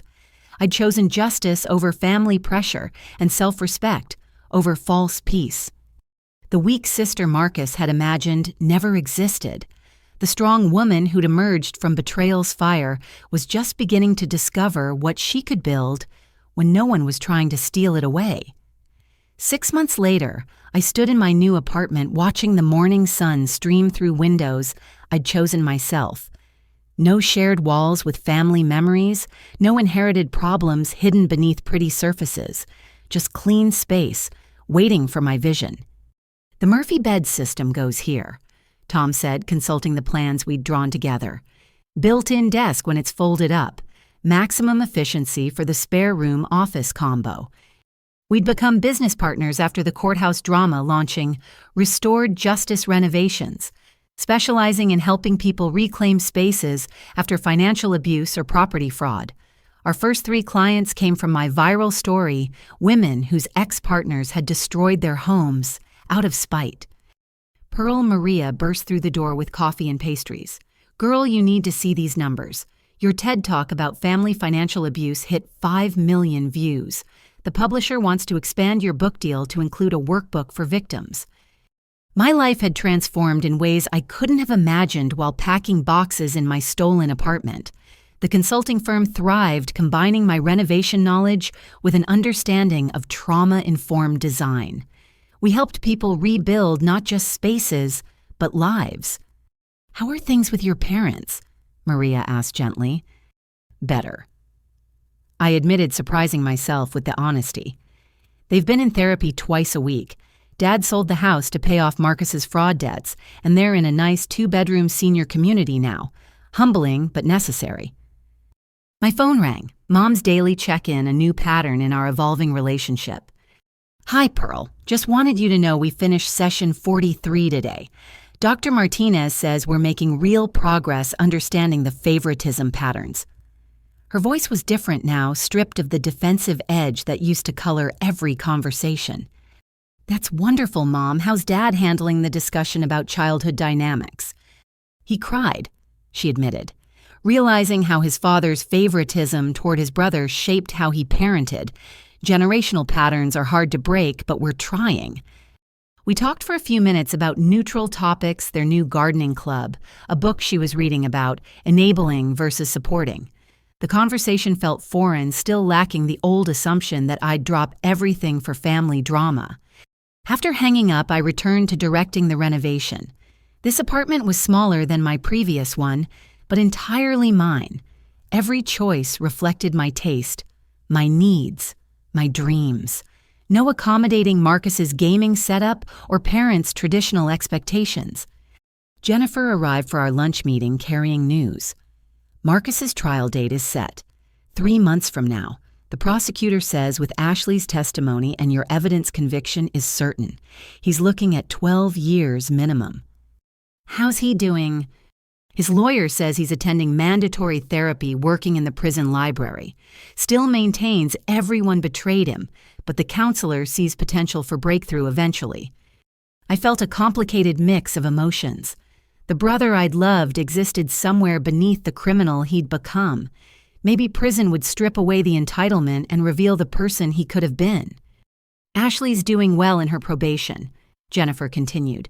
Completed 200 hours of community service teaching financial literacy to abuse victims.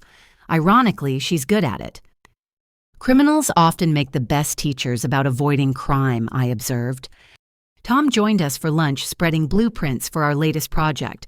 A woman whose ex-husband had sold her home while she was deployed overseas needed help reclaiming and restoring it.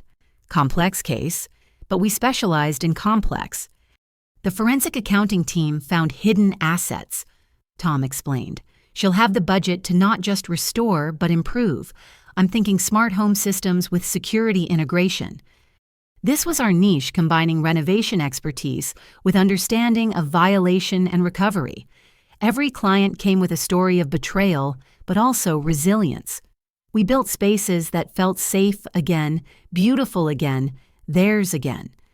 That evening, I attended my parents' therapy session at their invitation. Dr. Martinez facilitated with skill, guiding us through the minefield of our history. "Pearl, your parents have been working on a proper apology," she said, one that acknowledges specific harms without excuses or expectations. My father cleared his throat, looking older, but somehow clearer than before. "Pearl, I failed you as a father. I saw you succeed and assumed you didn't need support while pouring attention on Marcus because he struggled. I taught him that failure earned rewards and taught you that success earned neglect. I'm profoundly sorry." My mother's apology was harder to hear through her tears. "I chose favorites and called it love. I dismissed your achievements while celebrating Marcus's participation. When you tried to tell me about the apartment renovations, I changed the subject to his engagement. When you were valedictorian, I worried Marcus would feel bad. I damaged both my children, and I'm so deeply sorry." They didn't ask for forgiveness, which paradoxically made it possible to consider. Dr. Martinez guided us through discussing boundaries and expectations for rebuilding. "I'm willing to try," I told them, "but slowly. And Marcus remains a non-topic until he genuinely acknowledges what he did." "We understand," my mother said. "We're just grateful you're willing to try at all." Leaving therapy, I felt lighter, not healed, but healing. The parents who'd overlooked me were becoming people who saw me. It would take time, but time was something we now had. My phone buzzed with a notification. Another interview request, this time from a major network wanting a follow-up story. I declined. The viral moment had served its purpose, bringing attention to family financial abuse, but I had a life to build beyond the spotlight. Back in my apartment, I stood on my balcony with a glass of wine looking over the city. My plants thrived in their new home, the Japanese maple particularly vibrant. Inside boxes of awards accumulated Victim Advocate of the Year Small Business Innovation Award, Women in Construction Leadership Recognition. But the achievement that mattered most was invisible, the ability to trust myself. Marcus's betrayal had shattered faith in family, but revealed an unshakable core within me. I'd faced down criminals, exposed fraud, rebuilt from scratch, and emerged not bitter, but wise. My phone lit up with a group text from clients turned friends, women who'd found each other through shared experiences of property fraud and financial abuse. We called ourselves the Phoenix Club, rising from the ashes of what others had burned. Monthly meeting tomorrow, Pearl's hosting. I smiled, confirming. My tiny apartment would be crowded with successful women sharing stories, strategies, and strength. We'd toast our recoveries and plan our futures, proof that betrayal didn't have to be the end of the story. Tom texted about a new client, an elderly man whose grandson had sold his house through forgery. Another chance to restore justice, rebuild sanctuary, reclaim life. Our work never felt like just construction. It was redemption, one room at a time. As night fell, I walked through my apartment, touching surfaces I'd chosen, sitting in furniture I'd selected, existing in space that was purely mine. No inherited trauma, no family expectations, no golden child shadow. The girl who'd stood frozen at her brother's engagement party, watching her home get stolen, felt like a lifetime ago. That Pearl had believed she needed family approval to matter. This Pearl knew her worth existed independently, built on her own foundation. Marcus would serve his time, maybe learning what our parents hadn't taught him about consequences. Ashley would complete probation, perhaps becoming the ethical person her potential suggested. My parents would continue therapy, possibly becoming the supporters they'd never been. And I would continue building spaces for clients, relationships with chosen family, a business that mattered, a life that fit. The apartment was just the beginning. Marcus had tried to steal my home, but I discovered home was something I carried within myself. Tomorrow would bring new challenges, more clients, continued healing. But tonight, in my small, perfect apartment, surrounded by thriving plants and hard-won peace, I was exactly where I belonged. Not as anyone's overlooked sister or dutiful daughter, but as Pearl's survivor builder woman who refused to let anyone steal her light. The view from here was spectacular. 2 years had passed since that devastating engagement party, and I stood before an audience of 300 people, my hands steady on the podium despite the magnitude of the moment. The conference banner behind me read, "Breaking the Silence Family Financial Abuse Symposium," and I was the keynote speaker. Family betrayal cuts deepest. I began, my voice carrying across the packed auditorium, because it comes from those we're programmed to trust. When I discovered my brother had orchestrated an elaborate scheme to steal my home, I faced a choice: accept victimhood or reclaim my power. Today I want to talk about choosing power. The audience was riveted as I shared the story that had begun with public humiliation and ended with public triumph. Slides showed the transformation of my apartment, the evidence that had exposed Marcus, the business that had grown from personal pain. Restored Justice Renovations has now helped over 200 families reclaim spaces stolen or destroyed by financial abuse. I announced to applause. We've partnered with legal aid organizations, forensic accountants, and therapists to provide comprehensive recovery support. In the front row, my parents sat with tears in their eyes. 2 years of intensive therapy had transformed them from enablers to advocates. My father now volunteered with seniors facing financial exploitation, while my mother ran support groups for parents of adult children with criminal behaviors.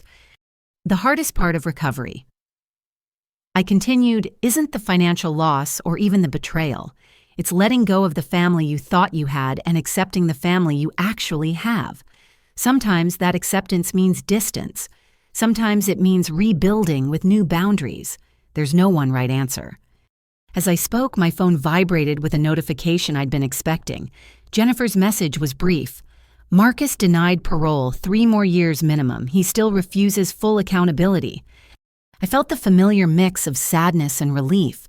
My brother remained trapped in his narrative of victimhood, blaming everyone for his choices. The prison counselor reported he attended mandatory programs but hadn't internalized their lessons. He still insisted I'd overreacted, that families should have protected him from consequences. Accountability isn't punishment, I told the audience. It's the foundation of change. When we enable destructive behavior, we rob people of their chance to grow. My parents thought they were showing love by shielding my brother from consequences. Instead, they created a man who felt entitled to steal from those who loved him most. After my presentation, people lined up to share their stories. A woman whose sister had emptied their mother's accounts. A man whose son had forged his signature on property deeds. Each story echoed familiar themes: trust-exploited love, weaponized families torn between justice and loyalty.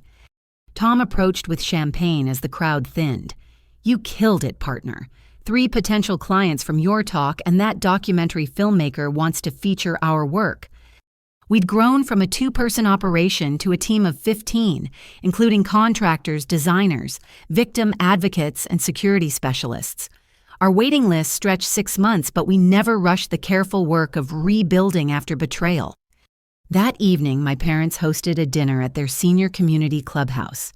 It was my mother's 68th birthday, and she'd requested something simple with just close family and friends. The contrast to their old, elaborate parties was striking, but healthier.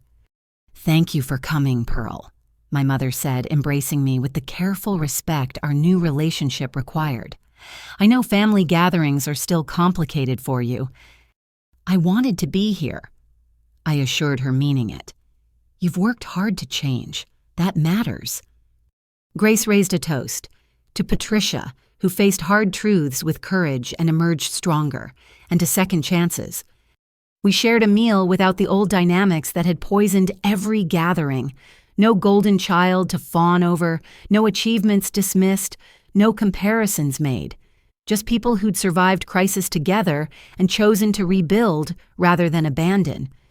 "I have something for you," my father said quietly, pulling out an envelope.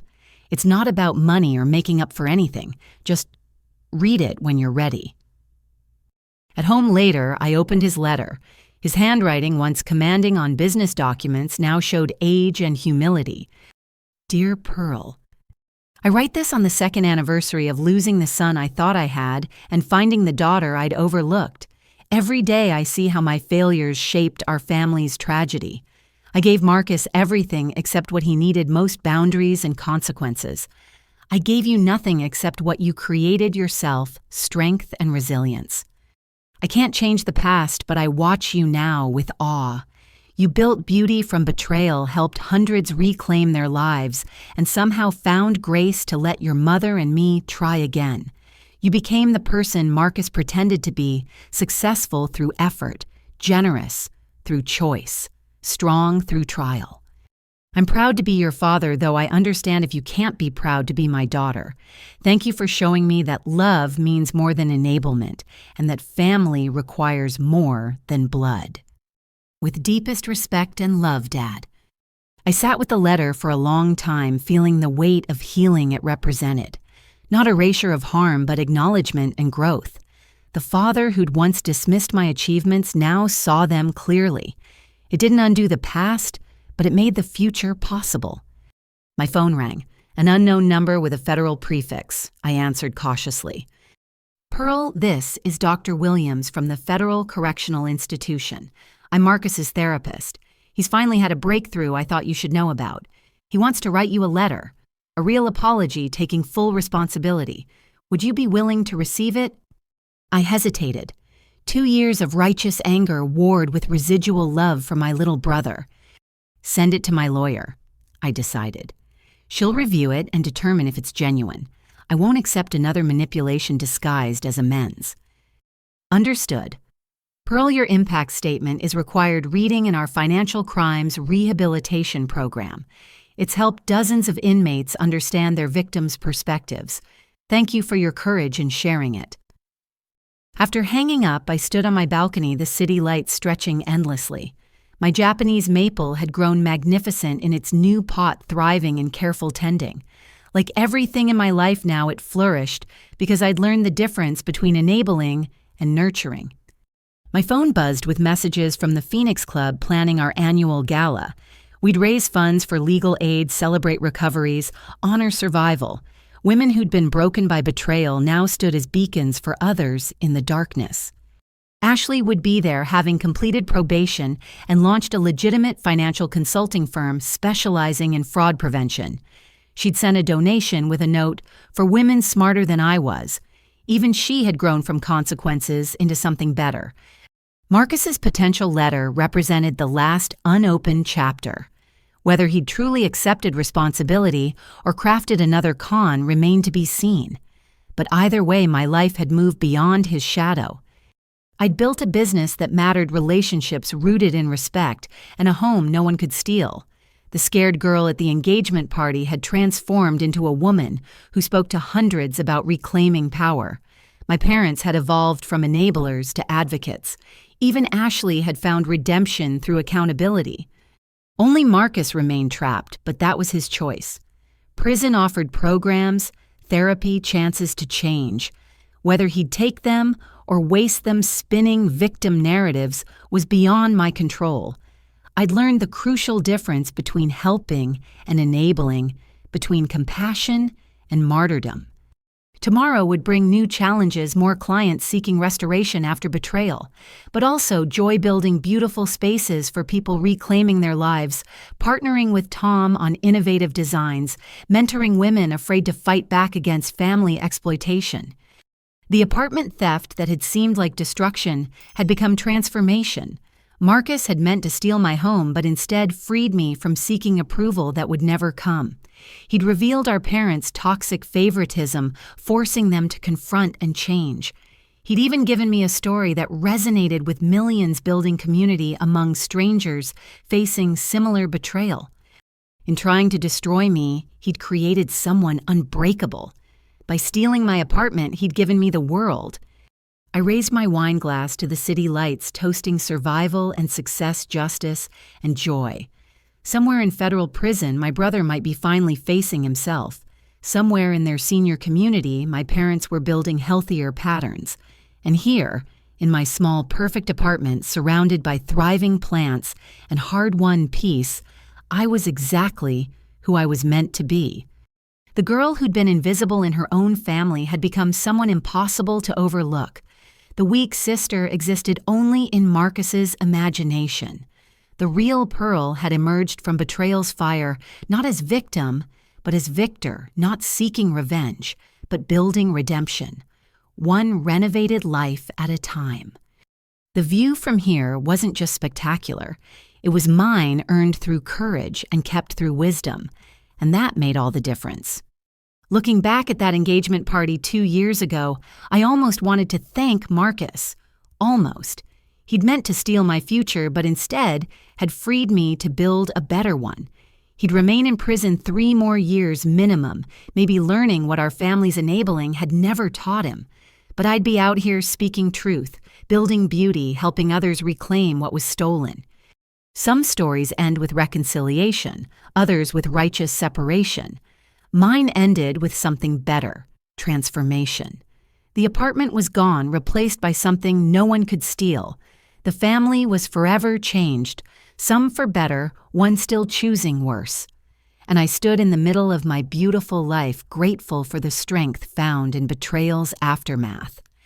To anyone facing family financial abuse, wondering if fighting back is worth the cost, I offer this: yes. The price of justice is high, but the cost of silence is higher. Your family may never understand, but you'll understand yourself. They may call you vindictive, but you'll know you're courageous. You may lose what they stole, but you'll gain something priceless, the knowledge that you refused to be anyone's victim, including theirs. That's not an ending. That's a beginning. And from where I stand now, the view is infinite. What would you do if someone you trusted most betrayed you in the worst possible way? Have you ever had to choose between family loyalty and personal justice? I'd love to hear your thoughts and experiences in the comments below. If this story resonated with you, please consider giving it a like and subscribing for more content about overcoming betrayal and building strength from adversity. Share this with anyone who needs to hear that they're not alone in facing family financial abuse. Thank you for listening to my story, and remember, your worth isn't determined by family approval, but by your own courage to stand up for yourself. Stay strong, friends.